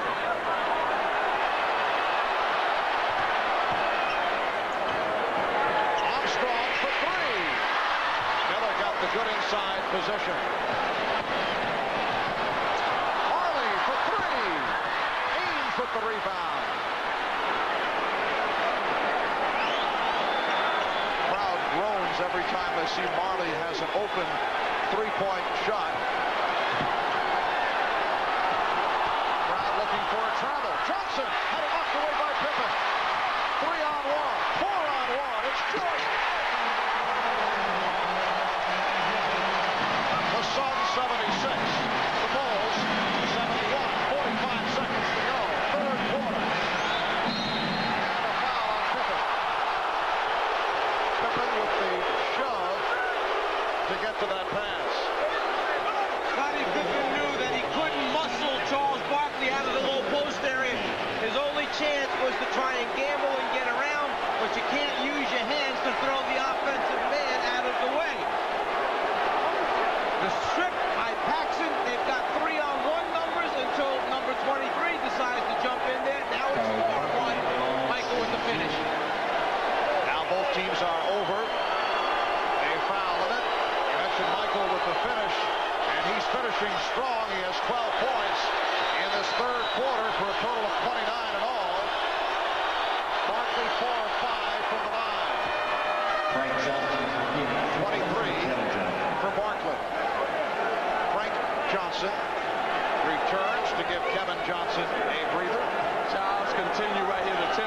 Pippen, you can't guard me. Every time we come down, I'm going to take you one-on-one. And they're drawing back and forth at each other. If you're sitting there saying, well, then why do they have Scottie Pippen guarding him? It's because of the cross-matching at the other end. When Phoenix runs out, many times you have to play who's playing you. You wind up with bad matchups. Half-minute left, third quarter. Pippen. Oh, tip home. Terrific follow by Pippen. Now, Scottie is telling Charles, you can't guard me. I just took you. So let's see what happens here. Suns by 5. They trap Johnson. Third quarter winding down. And a foul called by Jess Kersey against the Bulls. It's on Stacey King. Little conversation taking place inside. Charles, Scottie, on that last time down, when Scottie shot it and missed, he just out-quicked Charles to the basketball. He used that extra effort, the second effort, to go get it. Charles, on the other end, tries to overpower Scottie. Another 70% free throw shooter. And now Charles Barkley will get a rest. Barkley played 23 of 24 minutes in the first half. Here's the conversation continuing between Pippen and Barkley. Miller converts on both. The Suns now lead 80-73. Final seconds. Third quarter. Jordan directing traffic. Jordan with the pull-up for three. Rebound Miller. And time runs out. Well, the Chicago Bulls trying to accomplish something that has not been done in 27 years. Looking to become only the third team in the history of the NBA to win 3 in a row. We're headed to the fourth quarter. The Bulls are down by 7. Suns want to take it back to Phoenix. We'll be back after this from your local station.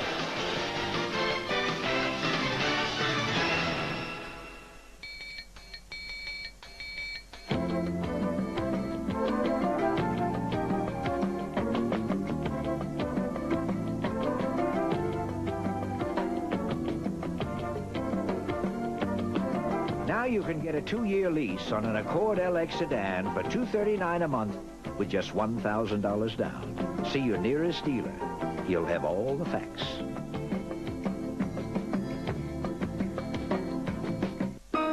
Every kind of takeout has its own box. Chinese. Pizza. Fun. Nobody has more fun than Blockbuster, so if you want great takeout without the calories, make it a Blockbuster night. Trying to save pennies per call with another 800 service, a furniture company can lose 66 calls a year. At $200 a call, they could lose an arm and a leg. One of the 800 reasons to choose AT&T 800 service, the best in the business. Love, that's a big commitment. I mean, there's a lot of phone calls and a lot of arrangements. You got to meet the parents. Here's Barkley. Whoa! You gotta love it! I don't want to meet anybody's parents. That's uncomfortable. Warning, the shot. Game over. Love. I don't know if I'm ready for that. Starts those baseline. Oh, the NBA. I love this game. Swimsuit model Kathy Ireland, Danger Island, NBC Sunday. This game is brought to you in part by your local Ford dealer. Me and the folks at American Express have been kicking around some ideas for a new card application display. I like this one. Pretty good, isn't it? Excuse me, sir. Would you like an application for the American Express card? The card with no interest charges. As a matter of fact, I would.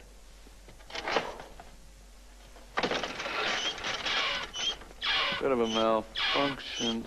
Until I work the kinks out here, look for this display and take one. All right?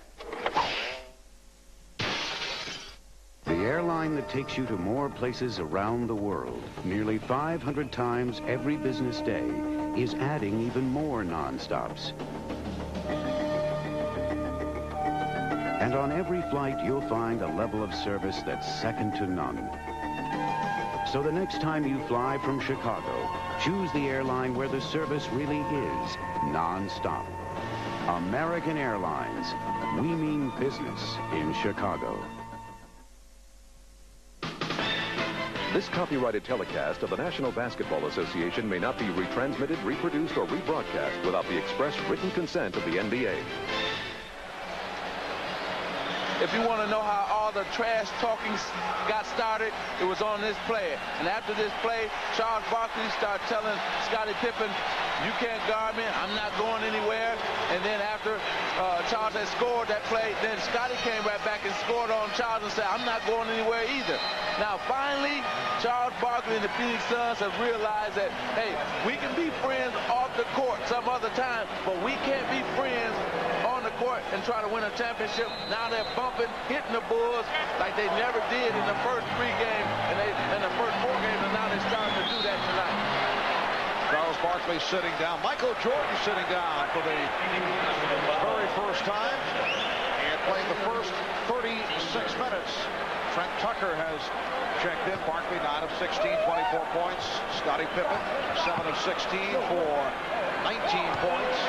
So with Michael finally sitting down, Phil Jackson has asked Scottie Pippen and B.J. Armstrong to take over and running and directing his team. Foul call. Miller came from behind Grant. Horace Grant is 0 for 4 from the field. He was a huge factor in game number 4. Horace Grant with 16 points, or the 17 points, 16 rebounds, plus 3 blocked shots. But a different story thus far tonight. A reason for that, Marv, he's got to be tired physically. Guarding Charles Barkley, as many nights as he's been playing him, Charles Barkley puts his body on you consistently. He just bangs you around, and it's got to take its toll. One day in between rest of games is taking its toll on Horace Grant. Grant sent to the line off a foul called on West. The West gets 3, and Horace misses on both. But the Bulls maintain possession on that back tap. Now Miller guarding Pippen. And Pippen decides to move it back out. Rather than go solo, trying to get him back into running something. The Suns 80, the Bulls 73 as this 4th quarter gets underway. And Frank Johnson now operating at point guard. I wonder if Phoenix will continue to freewheel and play the way they've been playing, or if they're going to start to tighten up a little bit down the stretch here. Johnson for Miller. Miller on the tip. Nice recovery by the rookie from Arkansas. Has played well. He has 8 points. The Suns 82. And the Bulls 73. A minute gone by in the 4th. Grant guarded by West. Shot clock at 7. Tucker. Trent Tucker rarely effective off the dribble in a clutch shot with the shot clock down to 4. A guy who's been getting in early rotations in previous games. Tucker did not play in the first half. Suns lead by 7. Marley was pushed.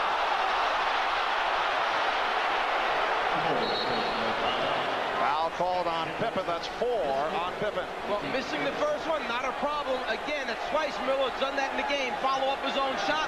Jordan hoping his teammates will get a body on and box out. Not happy with it. Ainge leading Miller. And that's a traveling violation. When that's Tom Chambers in that situation, that's a jumper going up there. You know what? If I'm Paul Westphal, I would bring Chambers in where he can get that shot off, because they're double teaming the pick and roll, and I don't think Oliver Miller or Mark West can score from it. Chambers has played only 1 minute. He was 1 through 9 on Wednesday night in game 4, and has seen only 1 minute of action here tonight. There's another side to that, though, Mark. The other side of it is not to take anything away from Chambers, and the steal by Phoenix, Marley out in front. But with Miller and West the entire game, all we've been saying is how good their inside defense is. You need those guys on. When Chambers is on the floor, they don't respect any shot blocking ability or wide bodies out there. You sound like a coach. I sound like a player. Marley, nice move. I thought this was an important time of the game because both benches are in. Whoever takes advantage of the both superstars being out might have a better chance to win this game, especially down the stretch. Both coaches now thinking about the decision. When do you bring back Barkley and Jordan? Scott Williams with his first field goal. The Suns 84 and the Bulls 77.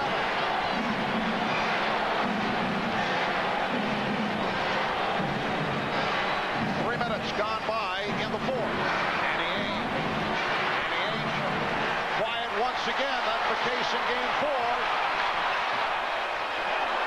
Williams.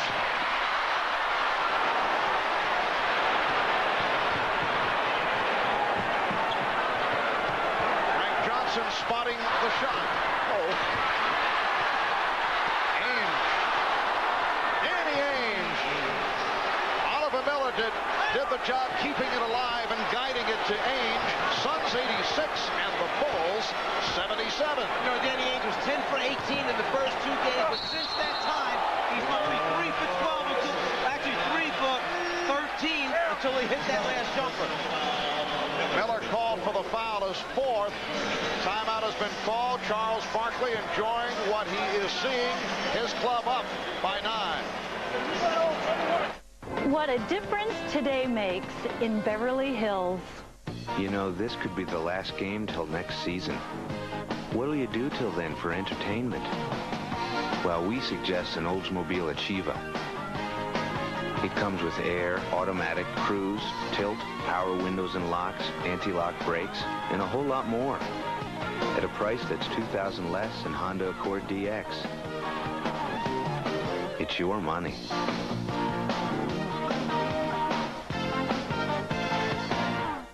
Boom! Last Action Hero. What do you think of anyone who doesn't see this movie? Big mistake. I love this place! I think it's the biggest movie of the summer. And now when you go to Burger King and order a flame-broiled Whopper with large fries and a medium drink, you get this Last Action Hero animated action cup free. Like him, you can be large and in charge. So see the movie and collect all 4 cups. It's your way, right away. I love this place, and I'm going to see the movie. There are places you can go where birds aren't the only ones that fly. And fish aren't the only ones underwater. Where you can take a ride in the wild, or just a wild ride.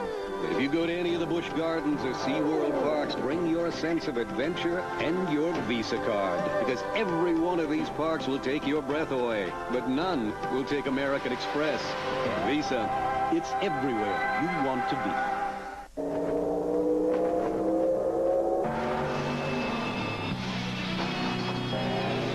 Miller Genuine Draft Rusty Wallace stock car. See it. Hear it.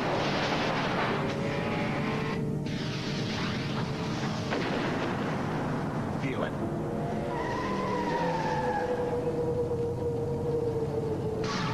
Catch it, if you can. The crowd attempting to urge the Bulls on. They're trailing the Suns 86-77. Remember, last year, Game 6 here in Chicago. At one point, the Bulls were down by 15 early 4th quarter, but sparked by the play of Michael Jordan and John Paxson and tenacious defense. There's Scottie Pippen on the drive. The Bulls able to come from behind and beat Portland 97-93, outscoring the Blazers 33-14 in the 4th quarter. The steal by Jordan, stripping Buck Williams, and he puts it down. A 14-2 run was led by 4 reserves. Jordan was on the sidelines cheering his teammates on. Then Michael made his return to the court, and he helped put it away 97-93 as the Bulls won their 2nd consecutive title. The problem with that was Portland, and that's fine. But this is the Phoenix Suns with Charles Barkley. They didn't have an inside player that being Portland like the Phoenix Suns have in a Charles Barkley, a guy who can set everybody else up. So that's the difference. I don't know if the Bulls can come back if Phoenix, well, I know they won't, not tonight, if Phoenix get up by 15 points. This team is playing too well right now. And Michael Jordan is back, as is Charles Barkley. Suns 86, Bulls 78. 8:15 remaining in the 4th quarter. Marley for 3. Rebounded by West. As Michael Jordan guards KJ, they're trying to keep him on the sideline, no middle. As a result, Phoenix uses the screen to get KJ back to the middle. Kevin Johnson dishing it off for Charles Barkley, but once again, he's not able to hit the outside shot. Well, Marv, for Phoenix side, see, I like Charles inside. He can get the shot off, score himself, or set his teammates up for a wide open shot. When he's outside, they're going to give him the outside jumper. They want him to take that shot. Grant is fouled. The shot clock had run down to 4. Horace Grant upset with himself as he heads to the line. Marley called for his first. Horace 0 for 2 from the line, 0 for 4 from the field. He is not a good foul shooter, 61% during the regular season.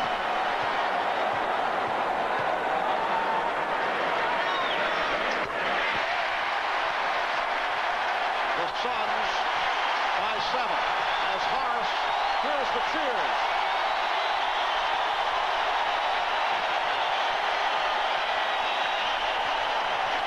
The Bulls 10 for 15 from the line. Grant is only 1 for 4 from the foul line. They trap Johnson. Barkley being played now by Williams.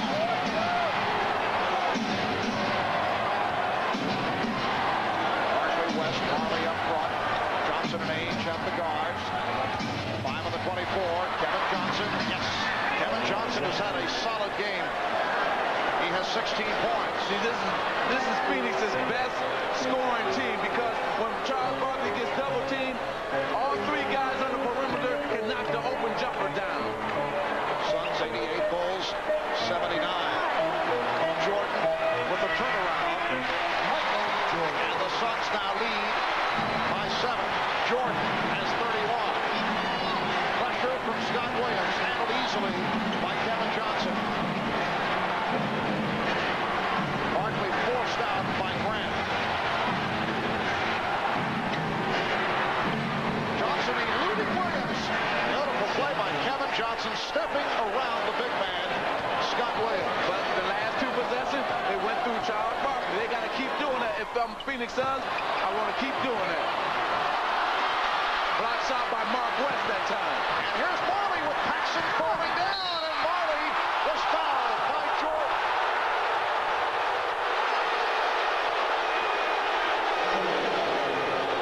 What everyone is upset about is that the whistle came late.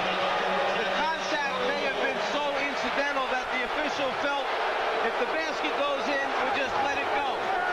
As Jordan runs him down, who initiates the contact? Is it Marley's right arm coming back, or is it Michael bumping into him?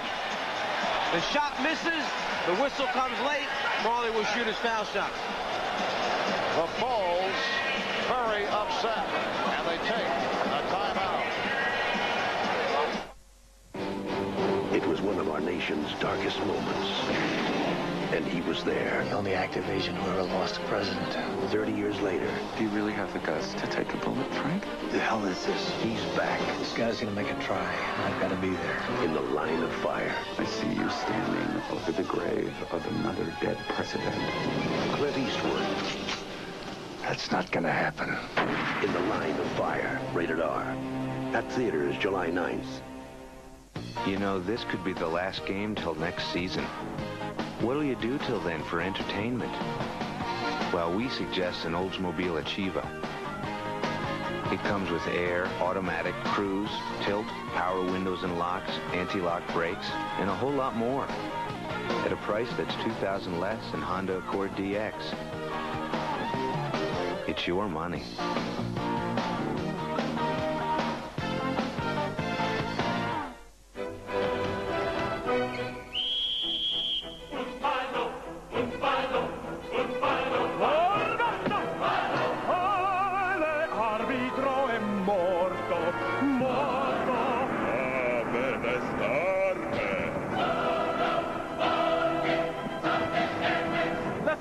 No!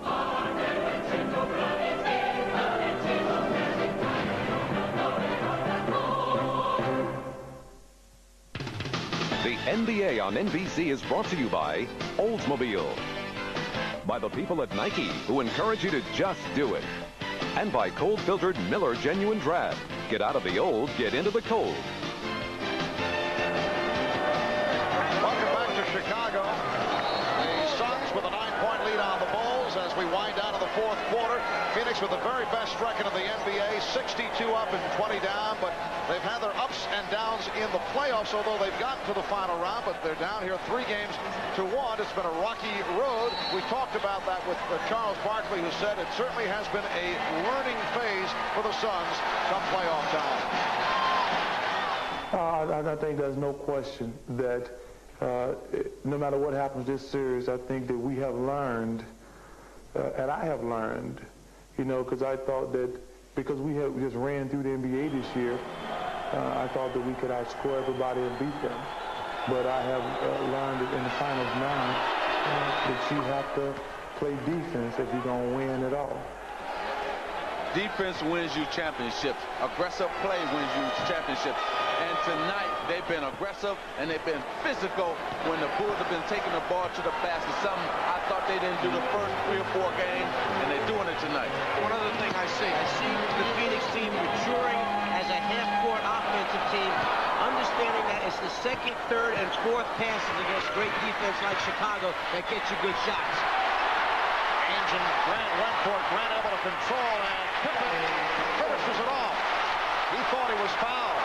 Suns 92. The Bulls 83, 5:45 remaining in the fourth quarter.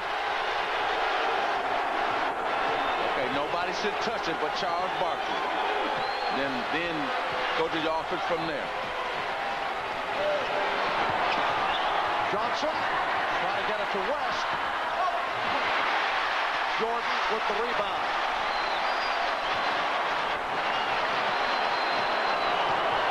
Jordan went to the hesitation move. Barkley rebound. Barkley on the run. Barkley for Ainge. And the Suns lead 94-83 as we come up on 5 minutes remaining of the game. This crowd disappointed. They came here hoping to celebrate a quickly. Michael Jordan cuts it to 9. The Phoenix Suns have led most of the way, however, leading by as many as 16. And the Suns want to take it back to Phoenix for Game 6 Sunday night. Johnson with the save, intercepted by Grant. 3-on-1. Pippen all the way. Pippen not able to hit off that twisting shot. And here's Marley. Oh, what a major mistake. I'm sorry. What a major mistake, Marley. Should have passed it to Charles for the dunk shot. Wild end-to-end play. Paxson. And Williams able to put it home. Paxson claiming he was fouled. The Suns 94. The Bulls 87 as we come up on 4 minutes remaining in the game. A big basket by Scott Williams, but I haven't seen the energy from Scott Williams that we've seen him supply in past playoff games. Kevin Johnson is fouled.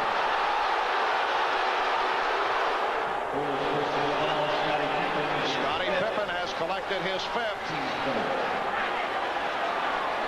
Bulls with their 3rd team foul. Suns have 4. Johnson to the line. He's 2 for 2 from the line. 18 points, 8 assists for Kevin Johnson. I love what Paul Westphal has done. He was upset that the Bulls were, especially Michael Jordan, was just tiptoeing down the lane in Game 4. And here he is, Charles Barkley, just giving his teammates some encouragement. But Paul Westphal was very upset that Michael Jordan was doing anything he wanted to do down the lane. And he came back and said, no layup rule. Everybody has to go to the free throw line. And the Phoenix Suns have responded. And the Suns have also responded at the line. The 16 for 19. They lead 96-87. Armstrong, Paxson, Jordan, and the 3-guard set, along with King and Grant. And Jess Kersey waves it off. Will not count. Foul called on Johnson outside. Well, he go catch KJ on the move, and KJ had nothing to do but to grab him, and it was a good foul by Kevin Johnson. This Phoenix Sun team is playing just an excellent and smart game. I am very impressed on how they came here ready to play and execute both offensively and defensively. How about Michael Jordan at the line? He is 1 of 3 from the line in this quarter, 2 of 7, and the Bulls hurting themselves once again at the foul line. Jordan did not shoot well at the line in game 4. 96-88, Suns with the lead. Here's pressure by Chicago. Again, the Suns have no trouble with it. Barkley able to swing away. Phil Jackson takes a long walk up. There could have been a foul. Each hits the 3. Phil Jackson looking for an offensive foul. And Danny Ainge connects from three-point range. The Suns now lead 99-88. Timeout called by Chicago. Well, after the play, Phil Jackson is just going crazy on the sideline, and he wants a timeout. The guy that Phil Jackson fears the most on this team down the stretch is Danny Ainge because of his courage, willingness to take a big shot in tough situations.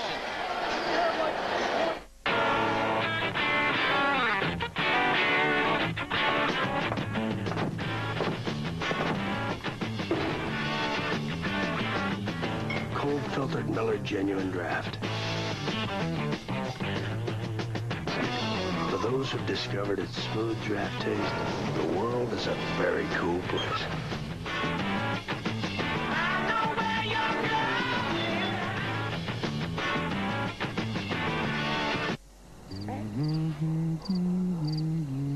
Love her, hold her, and remember our simple formula. At Dean Witter, We measure success one investor at a time. Heard this one before? What do you want to do tonight? I don't know. What do you want to do tonight? I don't know. What do you want to do? Blockbuster? Blockbuster. Done. So if you want to do something exciting tonight, make it a blockbuster night.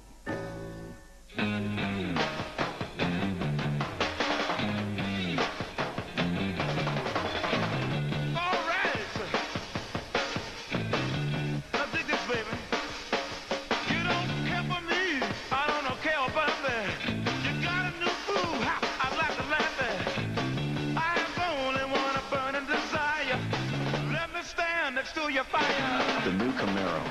What else would you expect from the country that invented rock and roll? The sports are here on NBC. The NBA Finals, Super Bowl 28, Wimbledon Bowl Game, Figure Skating Championship, the Ryder Cup, the Breeders' Cup, the PGA Tour. The sports are here on NBC.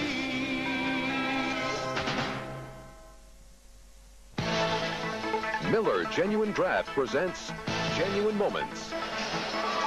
Tonight's Miller Moment takes us back to the 1966 NBA Finals. The series went 7 games. The Boston Celtics outlasting the LA Lakers to capture an unprecedented 8th consecutive NBA championship. The Celtics, led by future Hall of Famers John Havlicek and Bill Russell, were not only the last team to three-peat, but the last true NBA dynasty. In recognition of these moments, Miller Genuine Draft will donate $1,000 to the Thurgood Marshall Scholarship Fund. Well, Charles Barkley and the Phoenix Suns have been in the way of the quest of the Chicago Bulls to wrap it here tonight with the Bulls trying to become only the 3rd team in NBA history to win 3 in a row. No team has won 3 straight in 26 years. 3-point attempt by Jordan went astray. We're coming up on 3 minutes remaining in the 4th quarter, and the Suns lead 99-88. If Chicago can get into it, they have a very small team on the floor. Brant is the center right now. Then they've got Pippen, Paxson, BJ, and Michael, a pressing, trapping, quick team that can hit you with 3-pointers in transition. Johnson rebounded by Jordan. Jordan with the hesitation dribble. Fouled by Marley. So Jordan back to the line. The What you have to do if you're Chicago is try to score points and stop the clock. One way you do that, you emphasize take the ball to the basket. Another thought, you're down in the game by 11 points. There's 2:40 left. You've got to get possessions. You've got to score more points each time you have it than the other team. With Mark West on the floor, a 51% free throw shooter, maybe you tell the guy guarding him, if he touches the ball, foul him immediately. He makes one, you make 2 or 3, you're picking up points on the exchange. Well, that's a great theory and a great way to do things. I don't think Mark West will touch it. Charles Barkley will probably, again, set the offense for the Phoenix Suns. They're playing a smart game, going through Charles Barkley every single time. 2.5 remaining in the fourth quarter. Barkley drawing the double team. Shot clock at 7. Marley eluding Jordan. Marley all the way. Went high off glass. Back come the Bulls. Down by 9.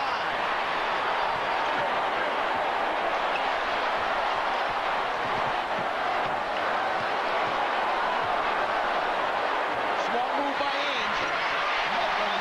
Michael Jordan hit the little turnaround, but what he really was trying to do was create a shot for Paxson. Ainge almost came to help out, but stayed at home. Michael couldn't get it to him. So the Suns now lead by 7. We're down to 1 minute and 50 remaining. Fourth quarter.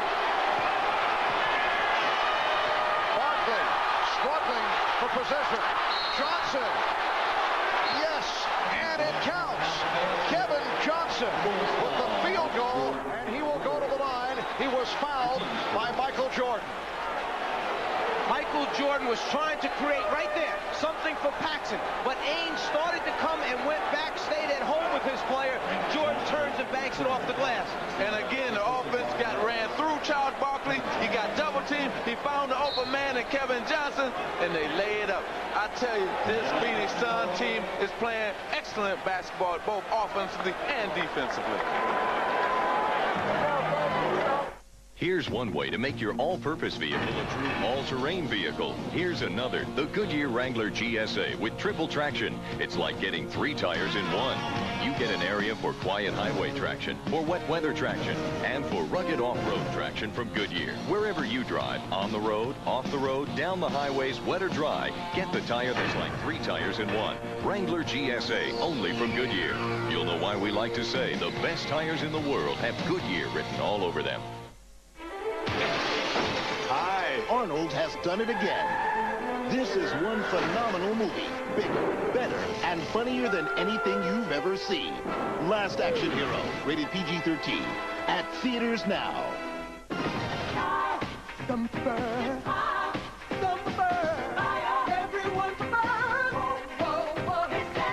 Preferred stock cologne from Stetson. What preferred men prefer.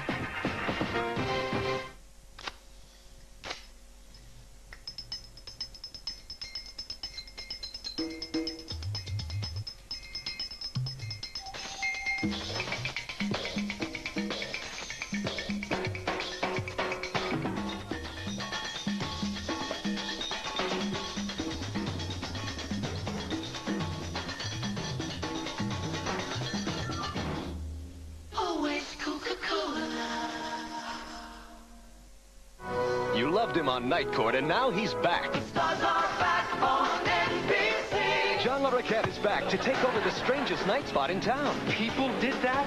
Bears, I could imagine, but people? 4-time Emmy winner John Larroquette is back on NBC. Hey, how you doing? Tuesdays this fall. Well, the Chicago Bulls stadium crew preparing throughout the day to set up for the championship ceremony on the court. Look at the scaffolding. This compared to a year ago when they went through the ceremony downstairs. They instead today preparing for it through a full-scale rehearsal right throughout the day, and they are waiting in the wings. Now, for more on that, because apparently the Phoenix Suns were a bit perturbed about all this preparation, let's go over to Hannah Storm. Well, Marv, the Suns were talking about it in the locker room before the game. Charles Barkley told me that the Suns felt like the people of Chicago were already dividing up the will before the person was actually dead. And he said that he was going to set out to prove that the Phoenix Suns were very much alive, Marv. Thanks, Hannah. Charles always has a way of capturing the scene. The Suns lead by 10, minute and a half remaining. Jordan will go back to the foul line, hit by Kevin Johnson. After that timeout, Ahmad just came back with us with this information that Chicago wants to go to their no-huddle, hurry-up offense. Not quite sure he's in the right sport right now. Confused, you know, the former football player, you know, this. But what he meant by that was Chicago wants to get it down quickly, get shots up quickly, not necessarily long shots, but don't use up too much time on the clock. And remember what you was talking about, Mark West. Paul Westphal said, yeah, I know that Mark West can't shoot free throws too. Now I'm going to put in Frank Johnson. So good move by Paul Westphal. 40 points for Michael Jordan, along with 7 rebounds, 7 assists. Suns lead 102-94. Pressure by Jordan against Frank Johnson. So Frank Johnson and Kevin Johnson on the floor at the same time. Nice feed, but Barkley is rejected. Minute 10 remaining, fourth quarter. Here's Pippen, stripped. Frank Johnson got a piece of it. Use the clock right here. If you're Phoenix Suns, let it wind down. Take the shot in the last second or two. Well, Kevin Johnson saw the opportunity, and with a burst to the basket, able to extend to a 10-point lead. Charles Barkley told us on the off day, we have not been able to stop them on the critical plays when we've had to. That last strip, last time down, was the critical play. 45 seconds remaining, fourth quarter. And how about this Phoenix Suns ball club? They lose the first 2 at home. Jordan called for that foul. That is his 5th. And they come to Chicago, and they will beat the Bulls 2 out of 3 here in Chicago. You know what, Marv? The Chicago Bulls are in trouble. They're in trouble. This thing is going to go 7.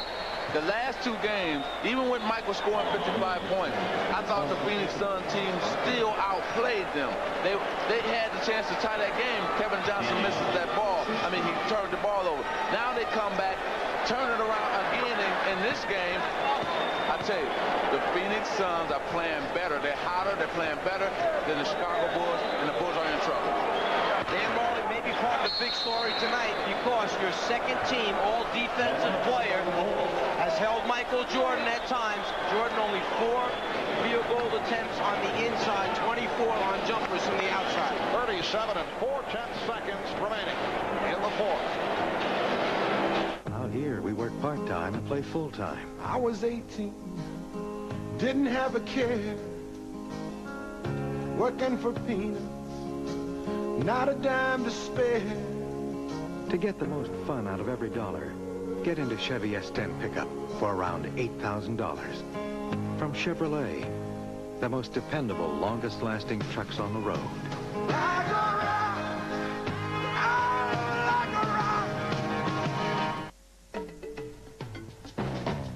Sometimes I dream that he is me. You got to see that's how I dream to be. I dream I move. I dream I groove. Like Mike. If I could be like Mike. I'm gonna be like Mike. If I could be like Mike. Be like Mike. Like Mike. If I could be like Mike.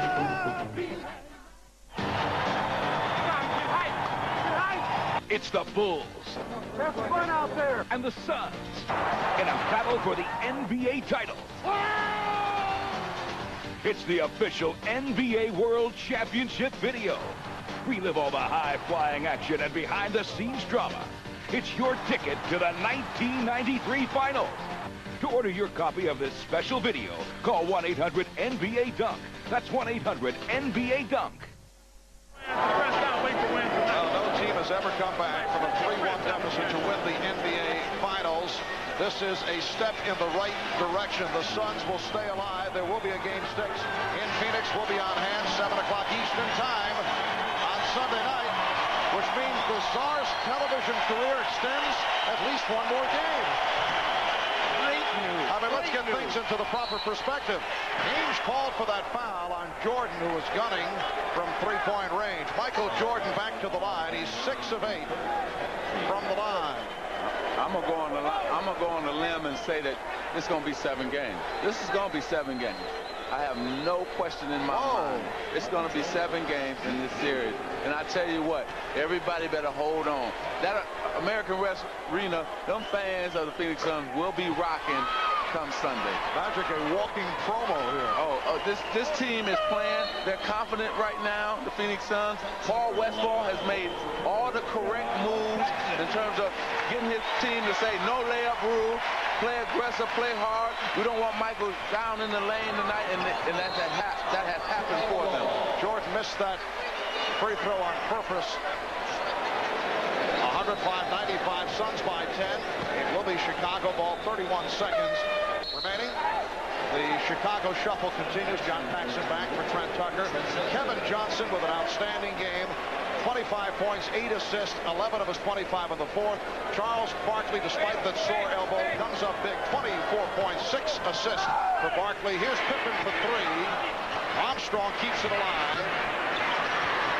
Frank Johnson gets to it. 20 seconds remaining. How about Richard Dumas? 25 points for Dumas. Michael Jordan with 40. Scottie Pippen with 22. Check that, 41 for Jordan. Grant called for the foul. His third. And the last thing I'm going to bring up that I felt that was really important here for the Phoenix Suns, they didn't play that friendship stuff tonight. They went after the Bulls. They hit the Bulls. I didn't see what I saw in the first 3 or 4 games. You can see that they said, okay, enough of that.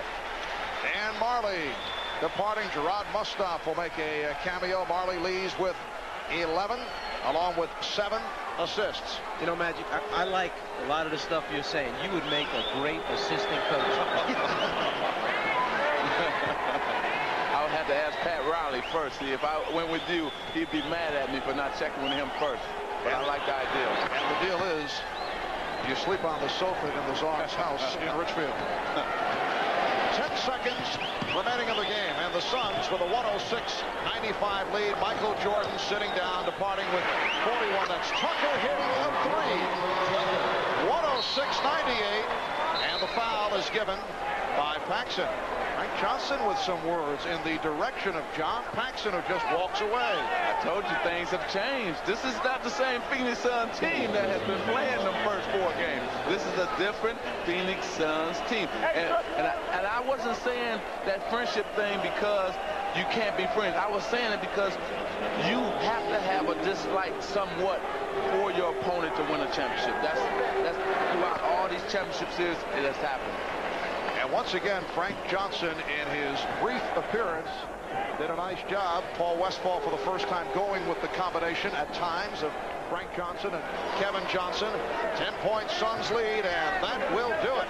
The Phoenix Suns, leading most of the way, remain alive in this best of 7 as they knock off the Bulls 108-98. The Bulls now lead 3 games to 2, but this series goes back to Phoenix. Game 6, Sunday night. Airtime at 7. That's Eastern time right here on NBC. Let's go to Hannah with Phoenix coach Paul Westphal. Hannah? Paul, the Chicago Bulls came into this game with a date with destiny, but you guys came in hungry, fighting for survival. Lose? You're having a great time, joking at halftime. Did that kind of attitude help you come into Chicago Stadium and take 2 out of 3? We like to play basketball. And I think the game should be fun, and I think that if you relieve the pressure a little bit, you can play better. So it worked tonight. You guys took a big lead early. They came back, but you never really let them take control of the game. Was defense the difference for you guys in this game? We don't play defense in the West. That couldn't have been it. But that's what everyone was saying. That's right. Well, maybe it was an accident tonight, but I thought our defense was great. Michael was fantastic as usual, but he really had to work hard. He didn't get into the paint like he did last game, and I think that not only KJ but our whole team really deserves a lot of credit for the defense they played. And how much did the experience of the early rounds, the early round against the Lakers in Phoenix, how much did that help tonight? Well, I think it helped a lot. To tell you the truth, that was pressure.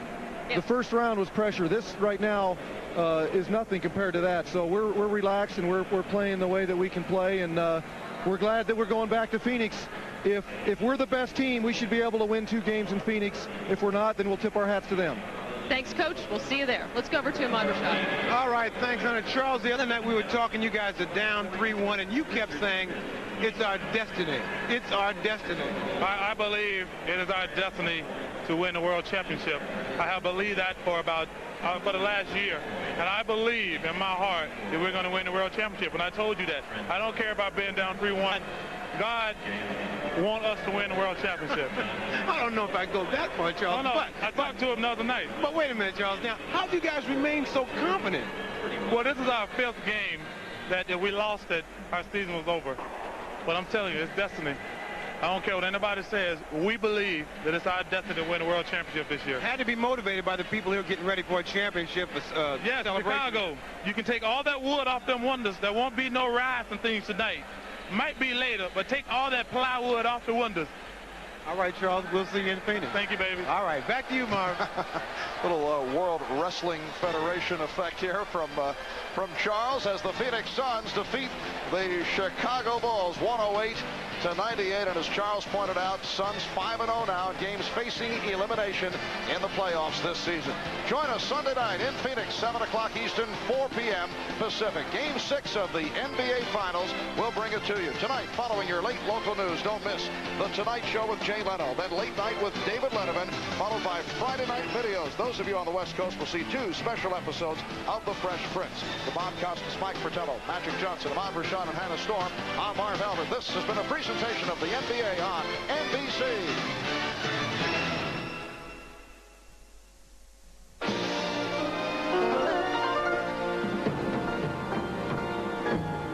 All across the Pacific, they're playing our song. Come fly the airline that's uniting the world. Come fly the friendly skies. In a new world, a new standard of excellence. NBC Sports. America, standing up for Jay. Yeah! Wait a minute, okay? I'm Ross Perot, and these guys, we all want Jay Leno. I really enjoy Jay's sense of humor. You should run for president. Standing up for Jay. Jay really moves me.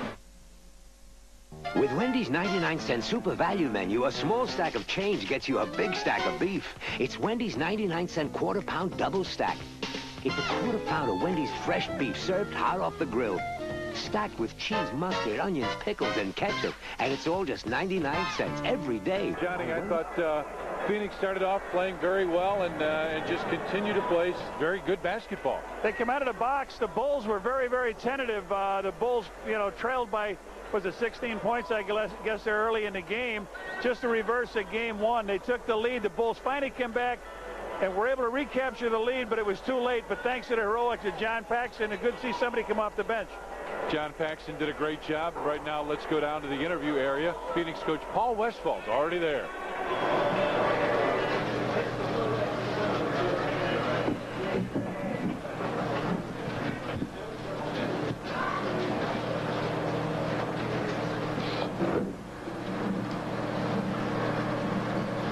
We're very happy to still be alive in this series. Obviously, we had to have this game, and we got it. It was a great defensive performance, as bad as our defense was last game, and I thought it was terrible. I thought it was just fantastic today. Michael still got his points, you'll notice, and there's nothing you can do about that. But I thought that we made him earn his points a lot better tonight, and that was really the difference in the game. What can you do now that you've lost road court advantage for the rest of the series? Well, that's a great question, and I really believe if we're the best team, that we should be able to win 2 games at home and prove it. And if that's what we played the whole season, it's to get the home court advantage. Let's just pretend like everybody held serve and we're going back home. That's the way we're looking at it, and we're figuring that that's an advantage. If we can't win 2 at home, we don't deserve to be the world champions, and the Bulls deserve it. But we're glad that the games are on our court, despite the fact that we've lost 2 already.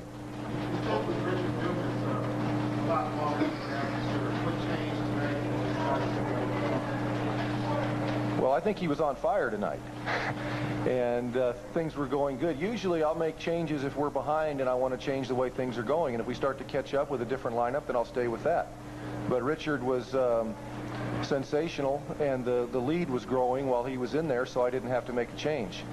I'm kind of stuck. I don't mean stuck, but I mean I play KJ, Marley, and Charles almost all the time. Richard's not a center, that means if I make a change at center or I make a change at that spot.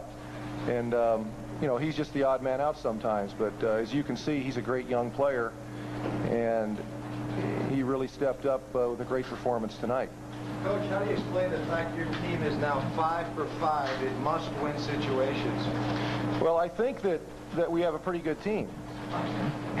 And people that haven't seen us that much tend to not remember that. But we didn't win 62 games by accident, just like the Bulls didn't win 2 world championships by accident. These are the best 2 teams in basketball playing, and one of them will be the world champion. And you know, we're definitely a good team. Paul, can you talk about the adjustment you made defensively, how you shut them down in the middle tonight? Well, we just remembered good defensive fundamentals. I think that we got away from clogging the lane. And by the way, I would like to say, I didn't see us drive anybody into the floor tonight, did you? I mean, I didn't see when somebody was up in the air, us take them and give what everybody calls a hard foul and knock them down. I thought we played good defense where we stepped over, moved our feet, tried to draw charges, tried to block shots, and played good basketball. And I think that there is a good lesson that you can win a game in the NBA without trying to drill people through the floor. And you know, I would like us, like some people, to remember that this game is still a game of finesse and moving your feet, and I think that we showed that tonight. Jordan got his points, but you completely shut down Grant and Cartwright. Well, I don't know that we shut them down. Everybody from time to time, well, I said this when KJ struggled. Everybody except probably Michael Jordan and maybe Charles struggles once in a while, and it was their turn to struggle. I don't know that it was what we did. Paul, have you ever been involved in a situation where you've forced an entire city to be in a state of shock? Well, it was our goal to save the city. We like Chicago. We had a really nice week, and we thought that we would step forward and do something for the city to pay them back for the hospitality they showed. We didn't want to see it burn today.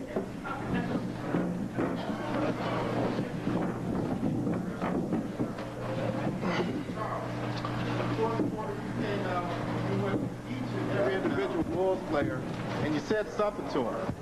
What was the purpose, and what was their reaction? Just let them know we have it done tomorrow night. You won't be here.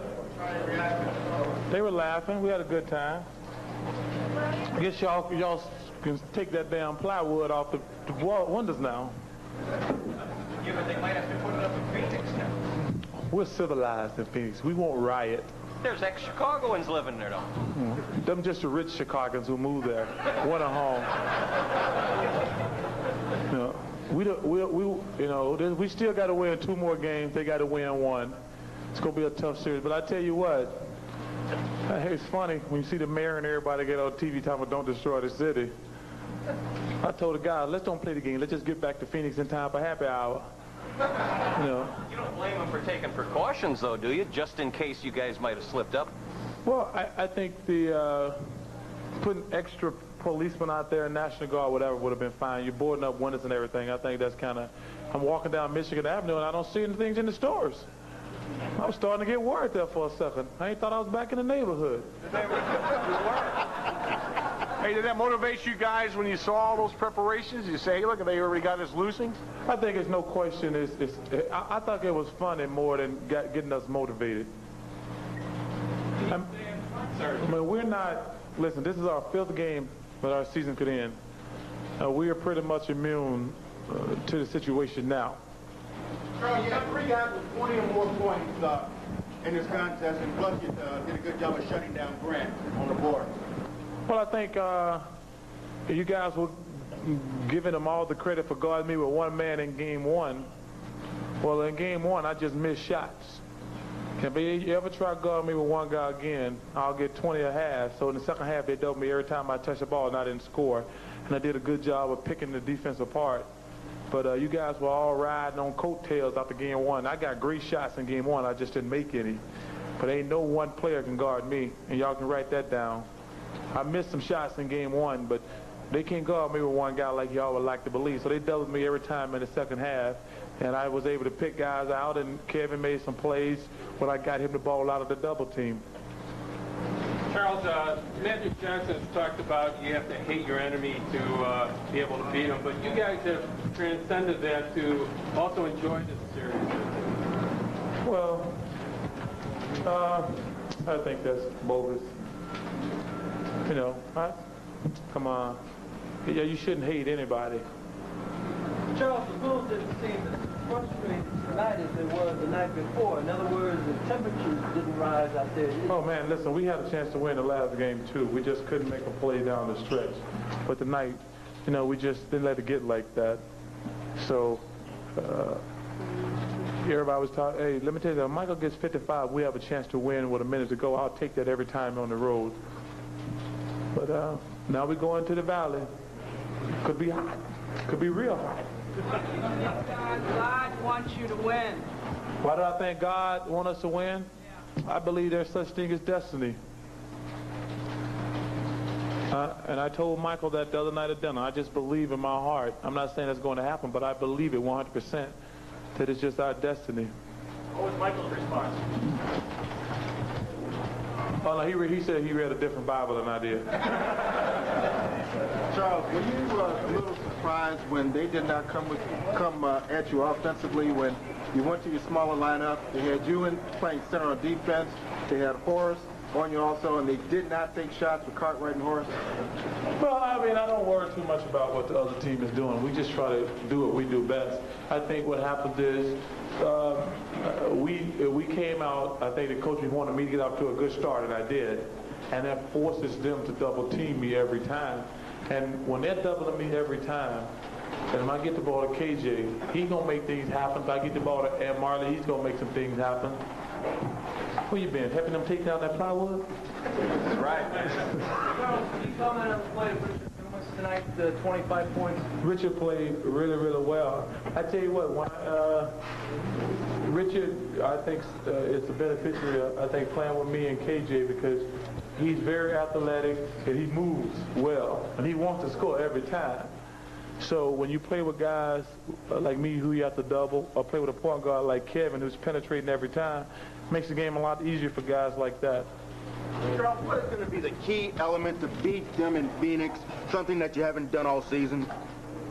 Well, I think it's a different mentality now.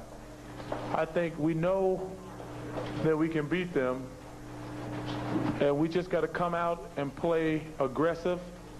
I think, you know, other than game one, I'm pretty happy with our performances. Other than the first quarter of game one, I'm very happy with our performances. And I think it's very important. I've said this 100 times. This team can only go as far as me and Kevin takes it. And if we both play well, or one of us play well, we're not going to win. But if both of us play well, we're going to beat anybody. And that's kind of like Michael and Scotty. Charles, you get the sense that the Bulls are getting worn down by the pace that you guys have set in these games, not used to running quite as much as you guys do. No, hey, Michael Jordan was tired tonight. He was tired tonight. And as an offensive player myself, when you get 30, 40, and 55 points, you're tired. And everybody was saying the other day, well, we put KJ on him, we put Marley on him, we put Dumas on him. Hey, he has to work hard. Number one, those guys are very athletic. It takes a lot of energy to get past those guys. And then to score 55 points on top of that. And, hey, he's human. Charles, the final message to the people of Chicago as you head back west now? Take that shit off the windows. You don't need it tonight.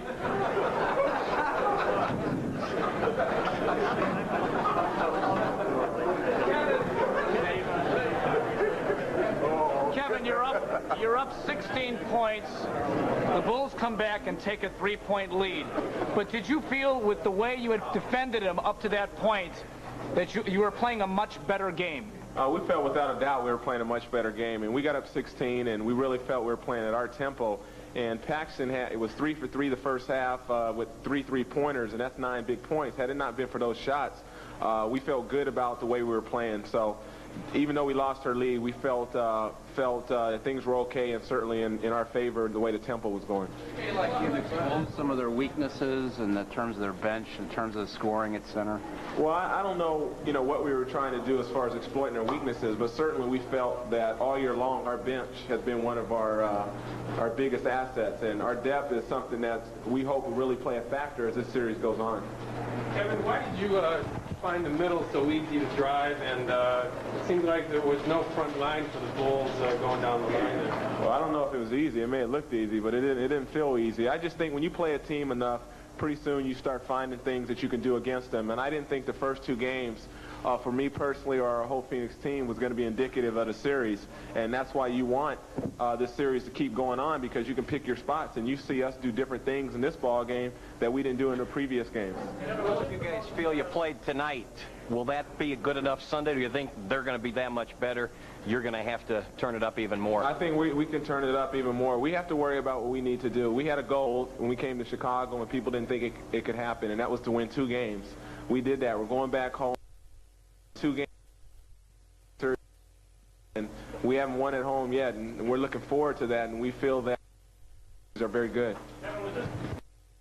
Attack you guys have had this whole series? I think we really had the floor spread very well, and we got some big contributions from Oliver Miller. He didn't show up maybe big and heavy in the box scores, but he does a lot of little things out there that really make our team that much more effective. Charles said that Michael looked tired.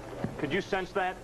I'm not saying anything about Michael to get him upset as he comes to Phoenix. All I know is he said he wasn't coming to Phoenix, so if he doesn't come to Phoenix, I think the series is over, that's for sure. Kevin, following the regular season now, the Suns have won 3 of 4 here in Chicago. What's been the key playing here in Chicago?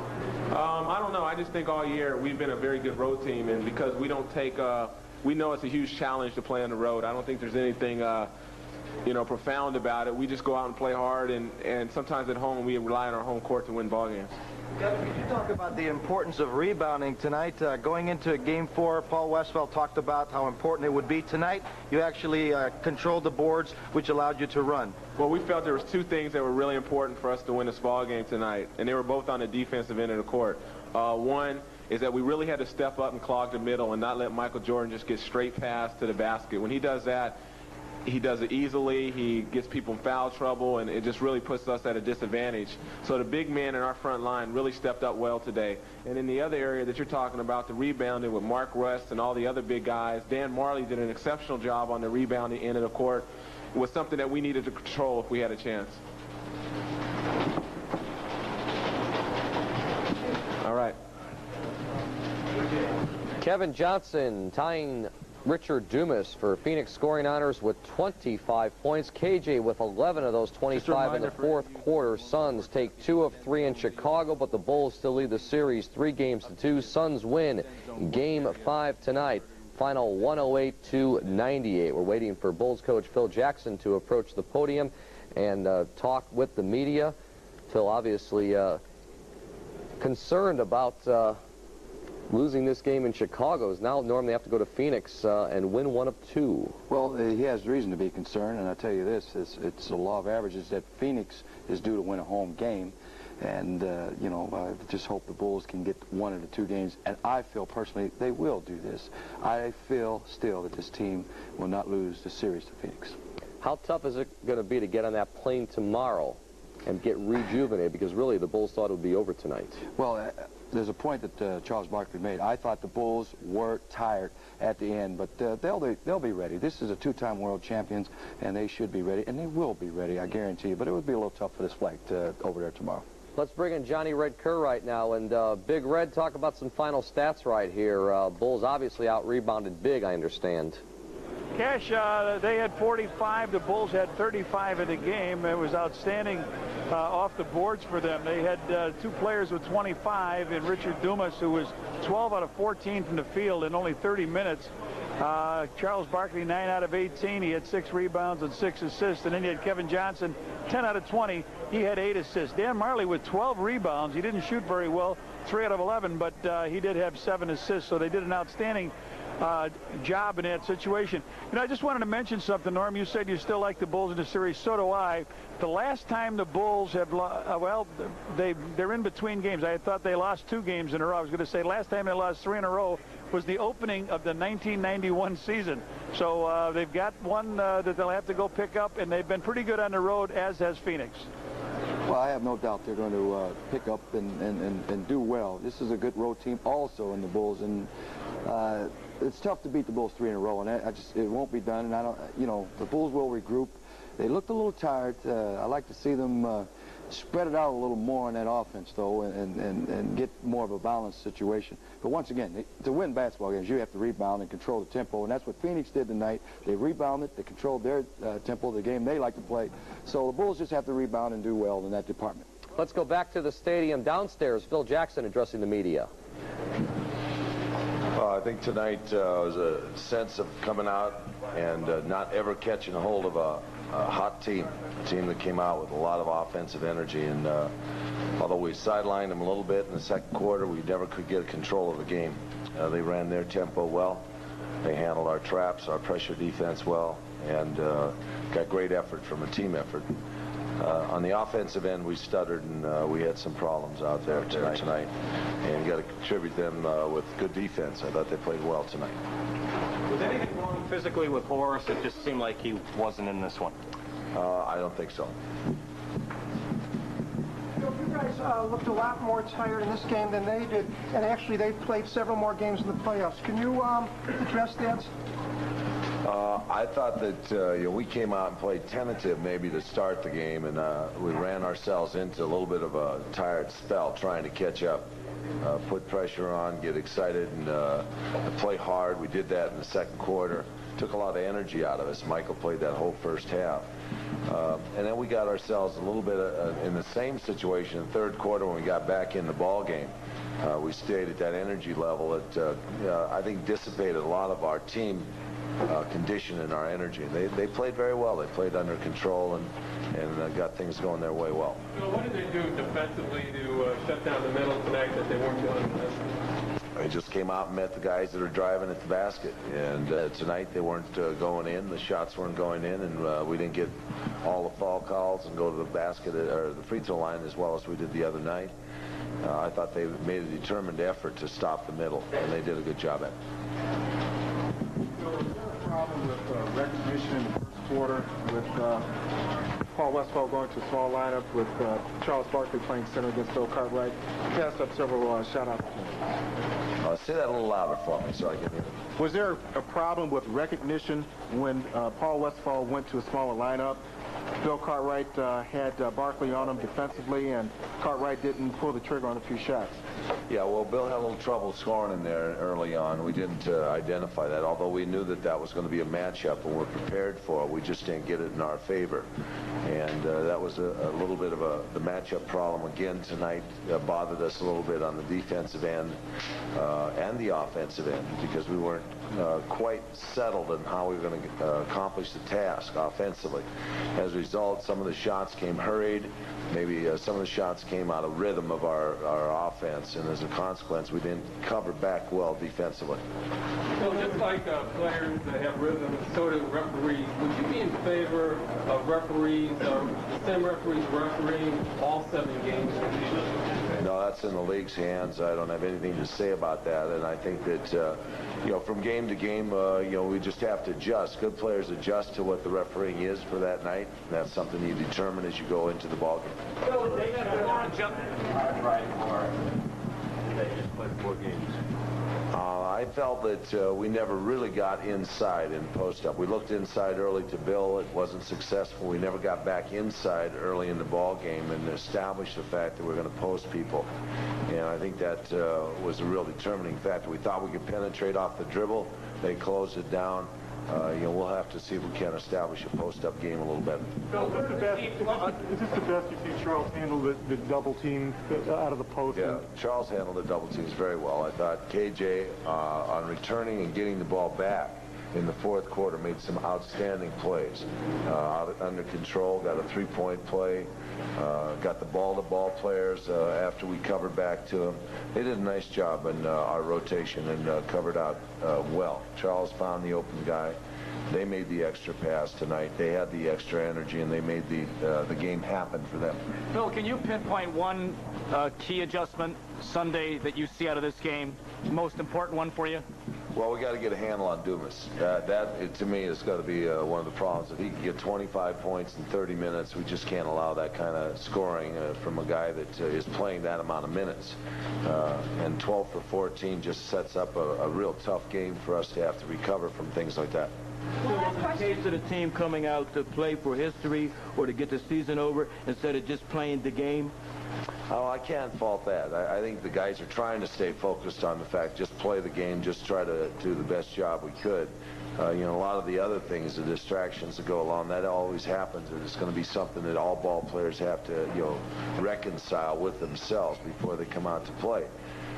So there obviously is going to be a factor involved in that, and there's going to be a factor involved in, the focus of the game itself, as opposed to, what is the consequence if you win, or what is the significance.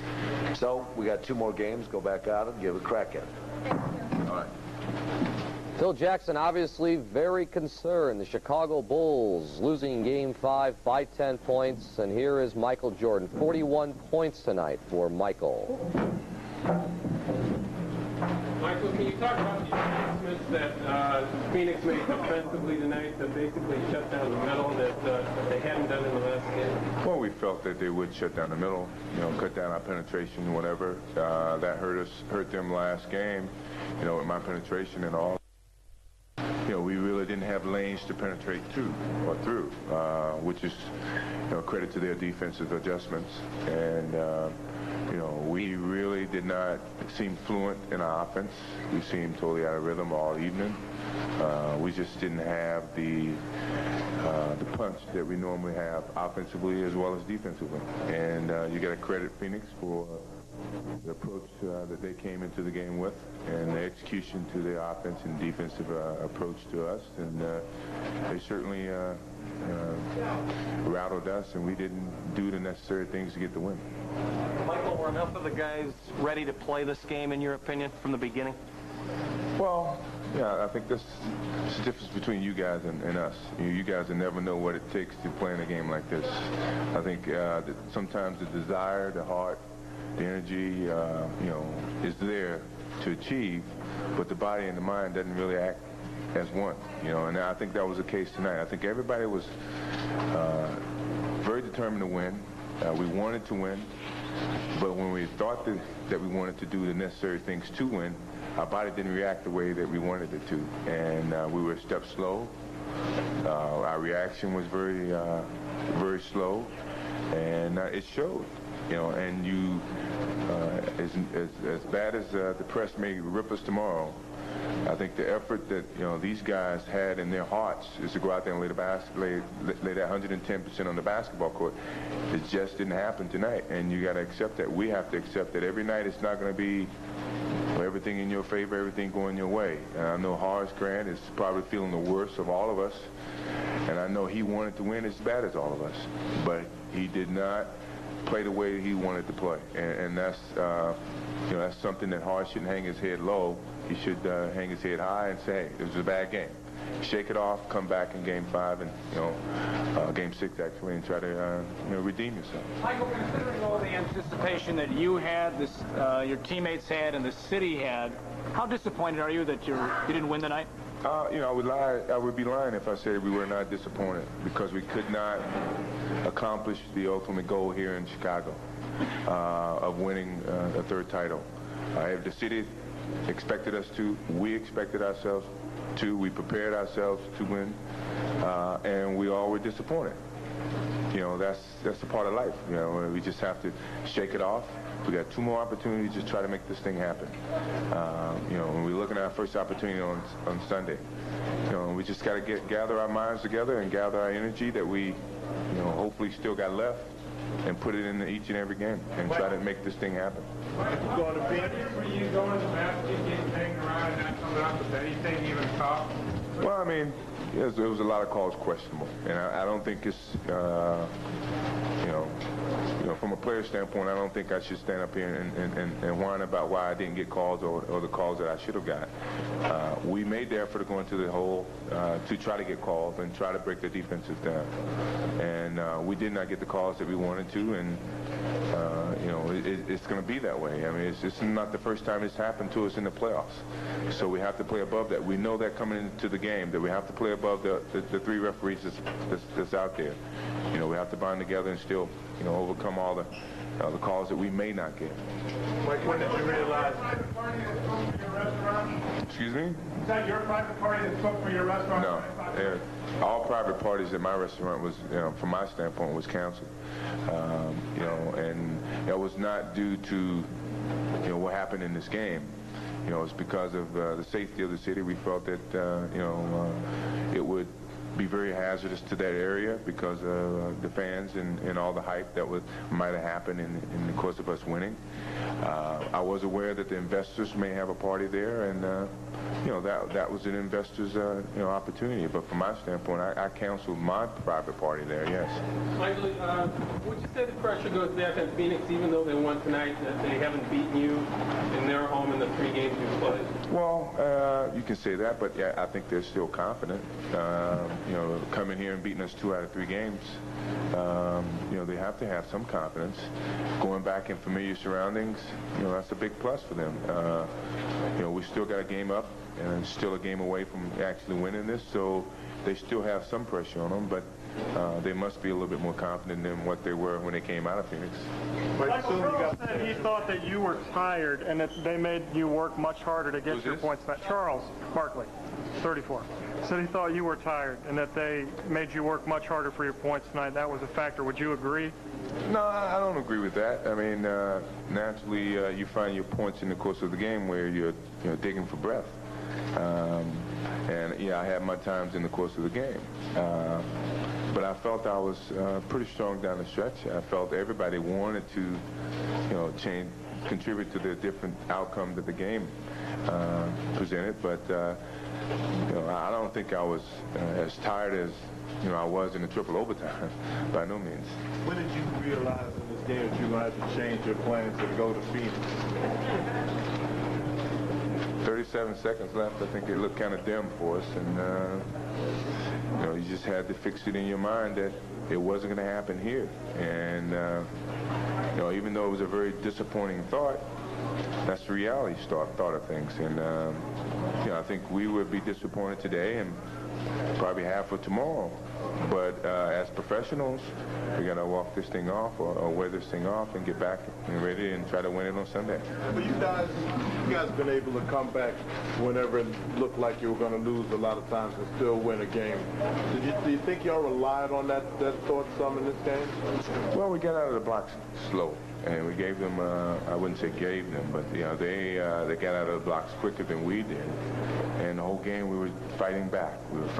We got within 7 points. Yeah, we believed that we could come back, but we kept shooting ourselves in the foot. We would get a steal, get a rebound here, we go down, turn the ball over. I was a culprit of it. I think other players were a culprit of it, but that's the way things happen sometimes. No matter how bad you wanted to win and you had your opportunities, we just botched things up, and you just have to accept that. Can you win next time, Michael, without Horace being involved in the offense? Yeah, I like to think that we can win without a key player not productive, but the question is, do we want to? I don't think we want to. I think we are a much better team when Horace is productive, and hopefully he can be, as well as everyone else in Game 6. But it puts the strain on a lot of other people when one guy or a major guy like Horace or Scotty or myself doesn't play up to his capability in the productivity area. Michael, Charles earlier said that he believes in his heart that the Suns are a team of destiny, and that he told you that. He's been telling me that crap ever since he's been here. What's your response? I mean, he's got a different destiny than what we see it. We're destined to win as much as he's destined to win, and right now we got the one game up. So, I don't think any player is going to be in a position where we are right now and think they're going to lose. I mean, Charles is a very positive thinker, and so are we.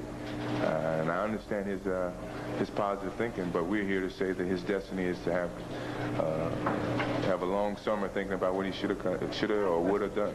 Have you been surprised by Richard Dumas' play? He's really hurt us. Today he shot 12 for 14. That really hurt us. He made every shot that he had to. He shot on the perimeter well. He went inside and did a job on us. So I think our focus should turn to him a little bit more and try to contain him as much as possible. All right, Michael Jordan with 41 points, leading all scorers. A very balanced game for Michael, including 12 in the third quarter, 12 in the fourth quarter. The Bulls losing, though, Game 5 of this best-of-7 series, 108-98 to the Phoenix Suns. Bulls still lead the series 3-2. Game 6 Sunday in Phoenix. I'm Steve Kashmer, along with former Bulls great Norm Van Leer. We're going to go to a break right now, show you the leading scorers on a board. When we come back, more from the Chicago Stadium, more post-game as we continue here on the Sports Channel Report post-game show.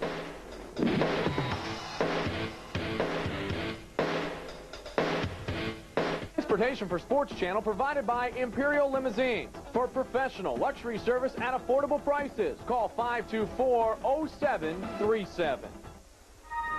Right now, you can make a decision that can save your company hundreds of hours and thousands of dollars. More than 1 million small businesses already have. It's the corporate card from American Express. It says you do things professionally right from the start. Use it for all your business expenses, like your company's gas and auto repairs. We'll report them by category so they're easy to track. And we'll even provide records of charges to make tax time easier. And it's so easy to apply. Call 1-800-SUCCESS. Just answer some quick questions and they'll start processing your application immediately. As your company grows, every card member can share benefits like accident disability insurance, savings on hotels and car leasing. So keep on doing what you do best and let the corporate card do the rest. Call right now. Just say you want the corporate card. That's 1-800-SUCCESS, the corporate card to your success. 5 games have been played. The home team has only won 1 time. Chicago Bulls still lead the best-of-7 series 3-2. The final 2 games will be in Phoenix. Game 6 Sunday evening. Possible Game 7 would be Wednesday evening. Let's go through the highlights of Game 5 here in Chicago tonight. The Phoenix Suns look great from the get-go. Look at the good ball movement here. The Suns to Richard Dumas right here, part of a 7-0 run. Phoenix had a 15-9 lead. But the Bulls did strike back. Pippen to MJ. Beautiful alley-oop. Suns by 8, though, 23-15. Michael trying to get something going. Will turn the ball over right here. And watch Phoenix on the run. That's KJ. He's going to get it to Charles Barkley. Phoenix led by as many as 16 points. Phil Jackson starting to worry. Phoenix led by 12 after 1. But the Bulls start to move the ball around in the second quarter. John Paxson buries 3 3-pointers. They cut the lead to 5. Then the Bulls take the lead, part of a 28-11 run. Look at this. Michael hits it right here. It was 43-42 Bulls, their first lead of the game, middle of the second quarter. But then after the Suns led by 5 at the half, they built at 12 again. Oliver Miller to Marley to Dumas for the jam. Richard Dumas with 25. Suns by 14 again, but the Bulls aren't done yet. KJ loses the ball to Paxson, to Pippen to Michael right here for the poster. That cut the lead to 5, 76-71. Fourth quarter, MJ tries to continue the climb back. Right here, turnaround jumper. That makes it 88-81. It was still a game. But the Suns answer. Barkley breaking the double team. Danny Ainge nails a 3 at the top. Phil Jackson wants a foul somewhere underneath and said he just got a timeout. It was 99-88, but the Bulls were able to cut the lead again to 7. Michael, the turnaround off the glass coming up right here. It was 99-92 Suns with 2 minutes to go. But the next trip down the floor, watch what happens. Kevin Johnson, who was so tough, gets the pass from Charles Barkley. That seals it. Suns win it. Final 108-98. Michael Jordan leading all scorers with 41. Richard Dumas, Kevin Johnson, each with 25 for the Phoenix Suns. Charles Barkley with 24, and Dan Marley with 11.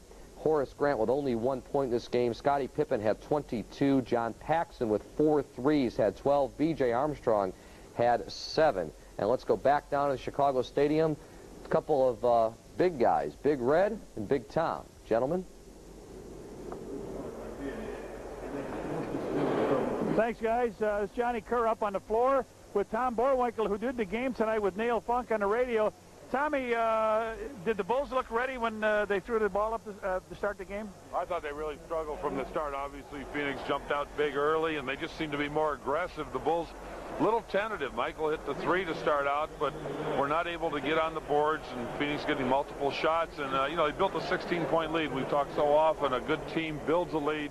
It takes so much to come back. The Bulls did come back, obviously, behind Paxton's three-point shooting, but just couldn't sustain, and it looked like Phoenix just able to dictate the tempo of this ball game. The Bulls didn't start taking it inside really until the third period into the fourth. But again, against a good ball club, so tough to come back. It looked like the Bulls doubled too much during the game. It started the game. It seemed like there was a man open all the time. They found the right guy. They certainly did, and of course the Bulls have doubled an awful lot against this ball club, and they keep, you know, going and looking at the films, and you find out how they're going to double. They try to mix it up, but against a good passing ball club, it'll burn you, and the Suns able to burn the Bulls a number of times tonight. Bulls got hurt in their starting lineup when Bill Cartwright went virtually blank, and so did Horace Grant. Horace really struggled offensively. Obviously, only 1 point, 1 for 4 from the free throw line, 0 for 4 from the field. So Horace, who is averaging over 16 points for this series and has played extremely well, just not able to find the range here offensively. And of course, they had 3 starters that only had, I think, a total of 10 points in the ball game between B.J. Horace and Bill Cartwright, and that is tough to overcome. Richard Dumas, what are they going to have to do about him? He starts off, you could put down 10 points in the first quarter. It's an amazing performance by Richard Dumas tonight. The only thing happened differently, Paul Westphal played him longer tonight. You know, Dumas, as you say, has started out every game extremely well. But he comes out, he sits on the bench, and he just plays small spurts after that. Tonight, Paul Westphal stays with the young man, and he responds extremely well. And again, that is something the Bulls will have to contend with. You know Charles Barkley's going to play well. He always plays well in big ball games. Richard Dumas, you'd like to think you can keep him to 10 to 15 points. Not so tonight. All right, the Bulls have to go to Phoenix now and win 1 out of 2 games there, and it'll be all over. Let's go back to the studio. All right, Big Red, thanks a lot. That's Tommy Borwinkle, the former teammate of Norman Van Leer. What was his nickname? Big Daddy Wink. Big Daddy Wink. Where'd that come from? I don't know.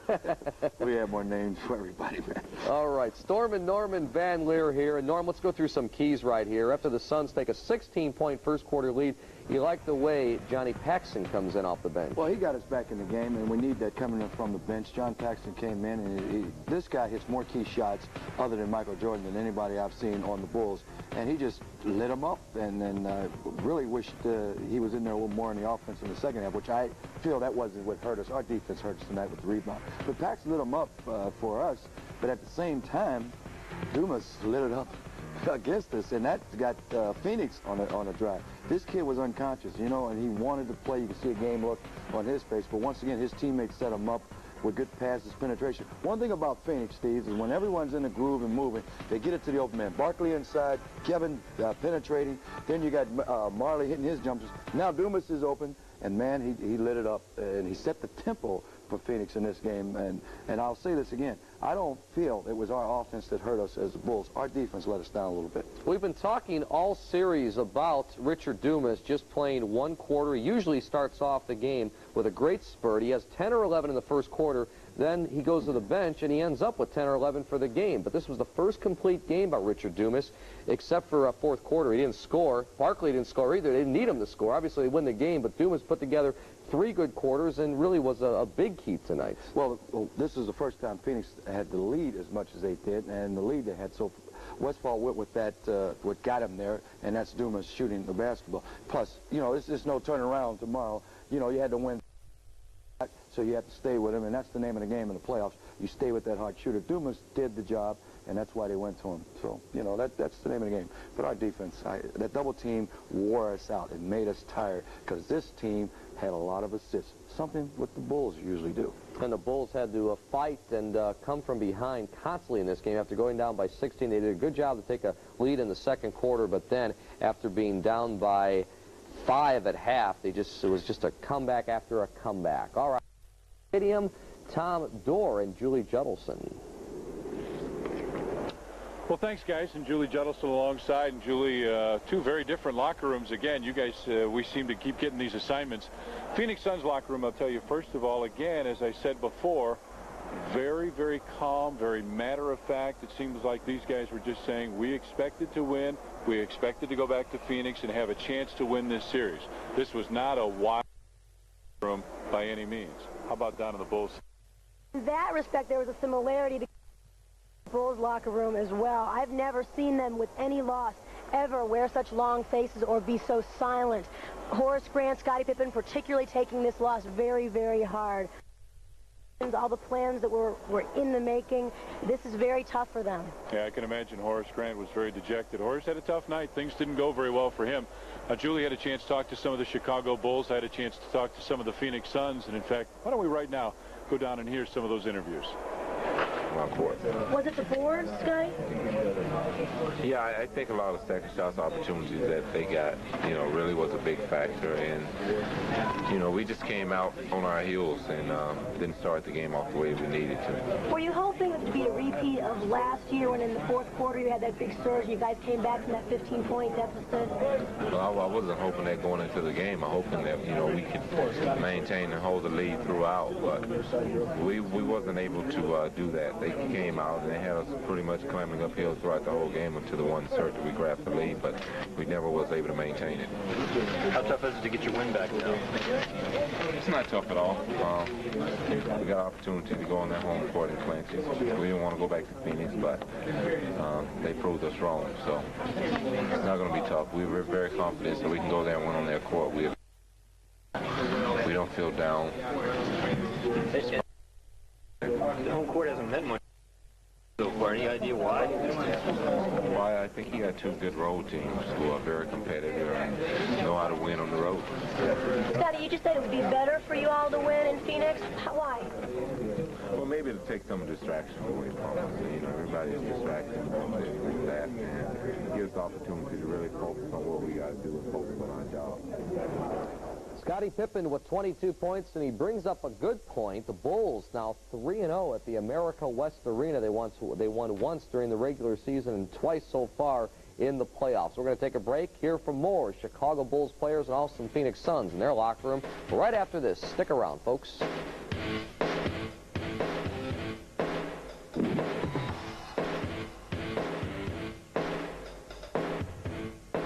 Solozzi, Ellison, Chevrolet, and Geo, we've always guaranteed you the lowest prices. Now we can offer our customers another way to purchase a new Chevrolet. It's the new, smart way of buying a car. This is not a lease. For example, this new Cavalier with automatic and air for this low monthly payment. Or this new full-size Chevrolet pickup with automatic at this low monthly payment. At Solozzi, Edelson, Chevrolet, and Geo in Elmhurst at York and Roosevelt Roads, where you always save more money. There are two ways to put a movie theater in your home. You could build one.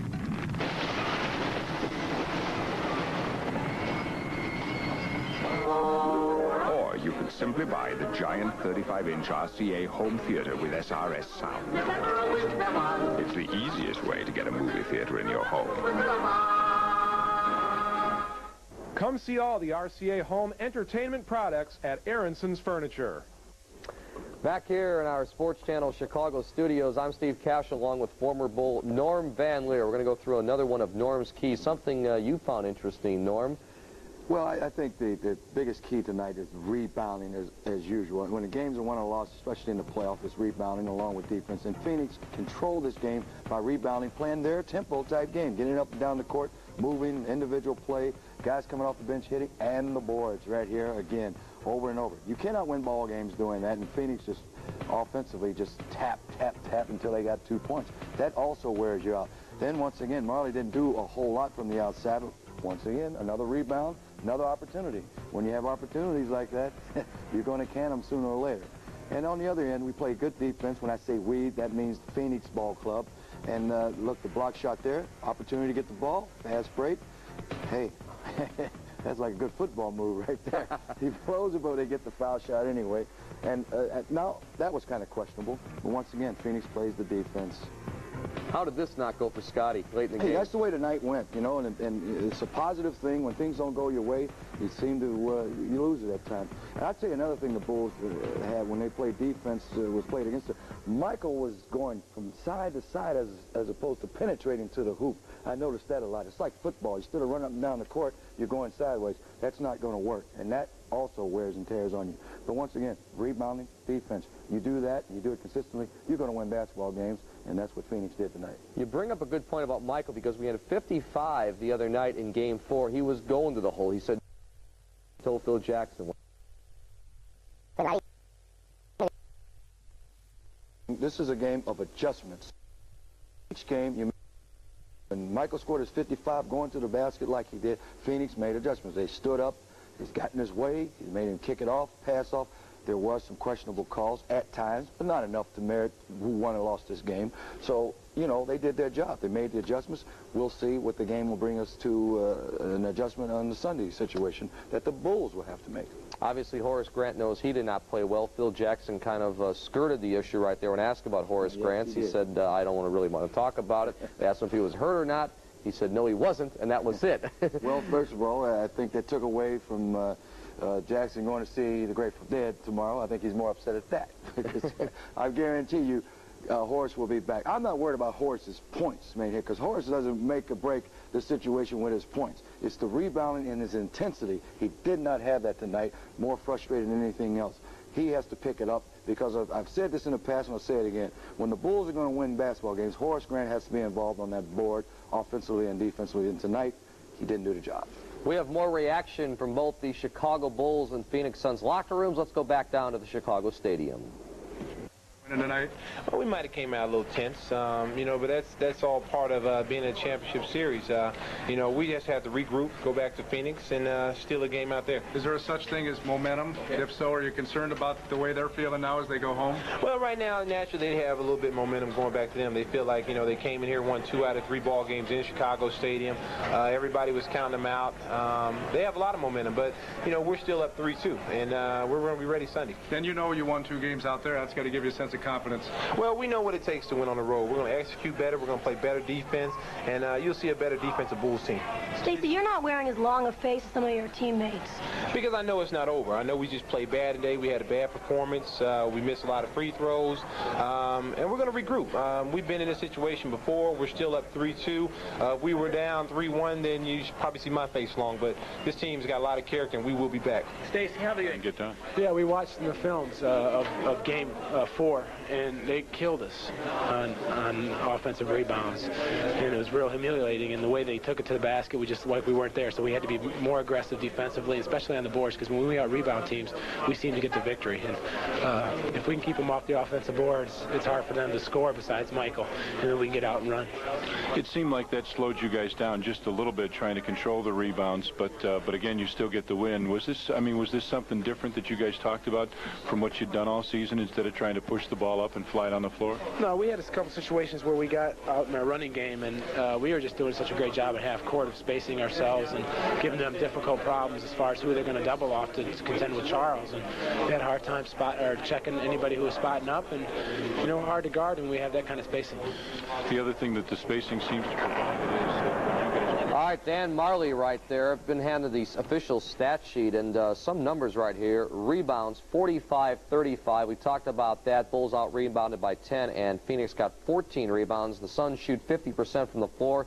The Bulls 46%. But the Bulls only had 9 turnovers. Phoenix turned it over more. They had 11, and the Phoenix Suns only hit 3 3-pointers. The Bulls hit 8 3-pointers. Normally, look at some of the stats. It's obvious that you can throw away some of these things because the Phoenix Suns win by 10. Well, once again, that 10 is probably the 10 rebounds they out-rebounded. It's the 10 points hit that was the margin. And once again, Steve, it's the tempo that Phoenix set, and the Bulls did not get out the gate, and that was the problem. And the comeback, especially, forget the heat, It takes a lot out of you during the day and things like that nature. Don't forget, it's going to be a real hot in Phoenix.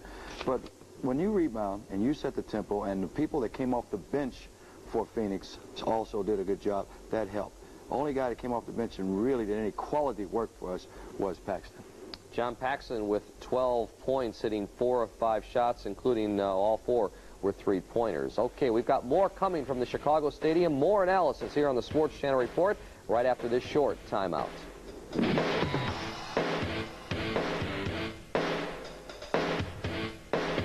If you want a real car value, get into the special edition Buick Regal. Value priced at just $17,999. Of course, there are some things you don't get. You don't get a small engine. You get Buick's biggest V6. You don't get ordinary brakes. You get anti-lock brakes. You don't get cloth. You get plush leather, plus air, remote keyless entry, full power, and the car ranked best in class by J.D. Power. The special edition Buick Regal. Drive it away today for $17,999. Because if you don't hurry, you just don't get it. All sports, all night. Sports Radio Nightly, 103.1 FM. When the sun goes down, the sports come up. 9 p.m. every night. From American Sports Network, America's #1 sports talk radio. Get all the scores, hear the big names live from across the country. Sports Radio Nightly, 103.1 FM. Call 1-800-929-SPORTS and get your free membership in our new sports fan club, including this free tote bag. Call 1-800-929-SPORTS. Phoenix Suns win it 108-98. Horace Grant tonight, 38 minutes, 0 for 4 from the floor, 1 of 4 from the free throw line. That is 1 point. After the game, we caught up with Horace Grant in the Bulls locker room. Well, me personally, one of the worst days of my life. To go out there and not give anything. Very Tough. Is this the toughest loss you guys have ever had? Me personally, yeah. And as a team, I feel that it is also. How do you guys get together? You've won 2 games in Phoenix. You know how to win there. What do you guys have to do on Sunday? Come out and be aggressive and not let them take it to us and play at our tempo. We played at their tempo and they got the victory. Was this a matter where you guys may have been too overconfident for this game? No, not at all. They came out and they hit majority of the shots in the first half, and we really couldn't stop it. We didn't play very good defense. Thank you, Horace. Horace, Sunday afternoon, what do you guys have to do to wrap this up? Go out there and play aggressive defense, and not let guys like Dumas and other guys come off the bench hurt us. We just have to play defense. Horace, what was the difference for you tonight as opposed to Wednesday? Well, I just couldn't get in sync for some reason. I didn't hit the boards like I did in the last game, and I was just out of sync all night.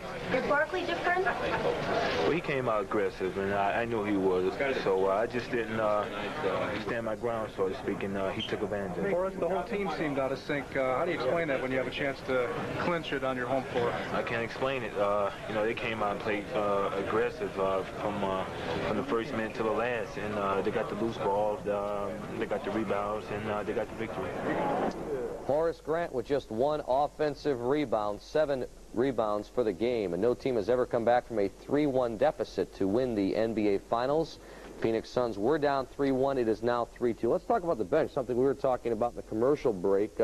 You said Horace did not have the great game, so someone from the bench needs to step up. Well, usually that's the case. You know, when you're a championship caliber team and when you're a winning team, when someone's down and not having the game that they usually have, someone usually comes off the bench and steps up and will do the job. I haven't heard the mention of Scotty Williams' name all night on the boards and things of that nature, Cartwright. So it's not just Horace. I know he's down right now, but he comes and he gives an effort.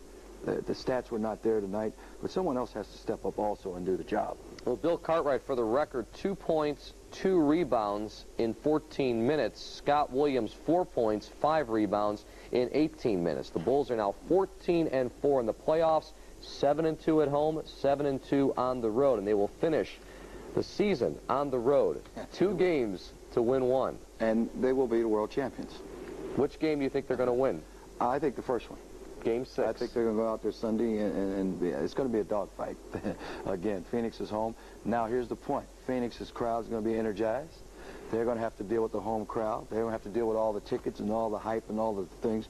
Maybe they have to put up some billboards too, or boards for their city and those nice people in Phoenix, and see what happens out there. But once again, the pressure's on them. They're in their home court. Don't forget, Charles Barkley told them where to go before, so that adds to it. We'll see what kind of attitude they may have.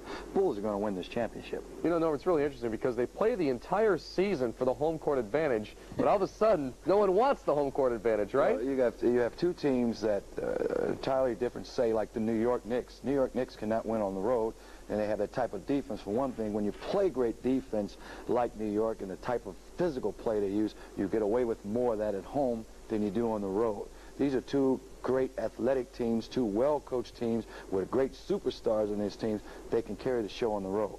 Plus, you don't have the distractions, as you mentioned, the tickets and everybody wanting to get your parking spot and whatnot. And dealing with the press and everything else. People have no idea playing at home what it's all about with the hassles and things of that nature. And it is a hassle. All right, but how difficult is it going to be for the Bulls to get on that plane tomorrow thinking that they should have won it here and go back to Phoenix? Well, Can they get the enthusiasm up? Well, they're going to. They're going to have to.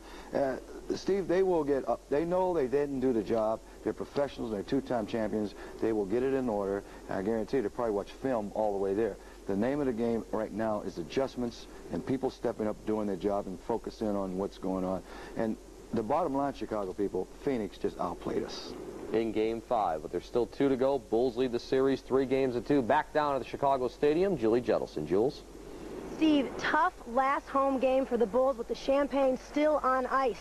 This game had so many reminders of clinching games in the past. Paxson hits all those threes just like in L.A. in '91. Then this big surge they were looking for like last year against Portland in Game 6. They're down. They just can't come back. Now they have to look for more momentum going into Phoenix, but Phoenix has other plans, as Tom Dorr heard from Danny Ainge. You know, I think that the biggest motivating factor is we're facing elimination, and everybody knew how important this game was. You guys really rebounded a lot better tonight. Anything in particular you did? No, you know, we've just been, the last 2 days after Game 4, we've just been dwelling on that, the importance of that fact. And, you know, for some reason, it hasn't clicked in, as we've talked about it the whole series. But when we watched on film and how embarrassing that really was in that game in particular, it just looked like our effort in that area was a lot better. Particularly Dan Marley did a great job on the boards tonight. He was going back and getting in the paint, and he was the difference for us in rebounding, I felt. What about defense? You guys did cut Michael off several times, tried to keep him away. Did you guys do anything in particular? Did you talk about trying to concentrate on one thing? No, other than we want to get back in transition. Michael in Game 4 was able to take advantage of the seams in transition when our big people were not back in the paint. And we wanted to make sure that we got back in the paint and hurry, and just, you know, had it so clogged up that he wouldn't even attempt that drive. And the few times he did, there was a big body there in front of him, and made him dish the ball off. Like you talked about, it opened it up for a couple other guys. B.J. Armstrong hit some open shots, and John Paxson hit some. Is that a concern for you guys, or do you concentrate on exactly the same thing in Games 6 and 7? Yes, you know, again, if we're going to concede something, we want to concede a jump shot. We do not want to concede a lay-in at the basket, which we did in Game 4. So, yeah, they're going to get some open shots, and you know, they're going to, tonight they made them. You know, Paxson made all of his, and that hurt us. That kept him in the game, but it's still better than the alternative of giving up lay-ins. Kevin Johnson had a tough game last game until the fourth quarter when he started to roll. Did that give him and you guys a little bit of confidence, that fourth quarter, by him especially? Well, no, I think that the confidence came in the first quarter tonight. I think when KJ came out and hit some jump shots, and Richard Dumas played well, I thought that those two guys were the key for us in that first quarter. It set the tone for the rest of us, and you know, those two guys were the difference. I thought that first quarter set the tone for the whole game.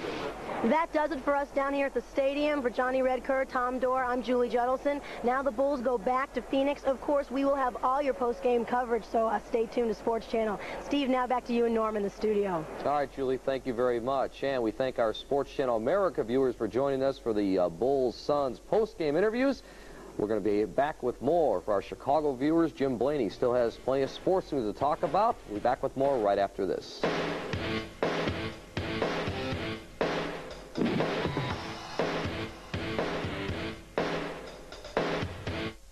We're With Chicago baseball, you have two choices. But at the Bob Berman dealerships, you have plenty of choices. Honda, Toyota, Nissan, Lexus, Acura. We work hard to get you a car at a price that is in your ballpark. The more you want to know about cars, yes, the more you want to know about cars, the more you want to see Bob Berman. Nobody gives you the choices that we do. Nobody.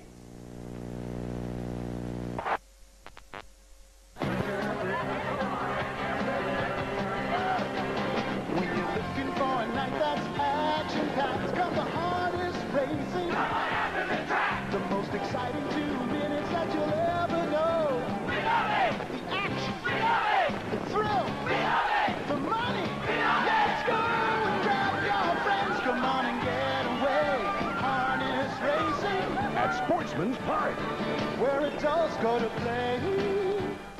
Emilio Estevez in the Mighty Ducks on pay-per-view. And if you order this box office hit, you could be the lucky winner of a pair of rollerblade inline skates. So sit back and relax to the great pay-per-view movie, The Mighty Ducks, and you'll automatically be entered into a random drawing to win a pair of rollerblade inline skates or Mighty Ducks jerseys and t-shirts. Don't delay, order today, and play the Lucky Duck sweepstakes.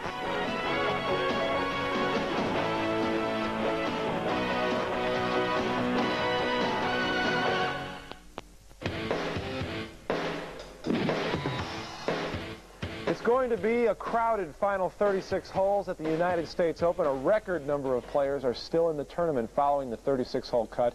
Lee Janzen is the leader after 36 holes, but because of the crowd of players near the lead, no one is emerging as the favorite, at least not yet. A humid day in Springfield, New Jersey at Baltusrol, but Tom Watson had the hot game going early. His beautiful approach shot here.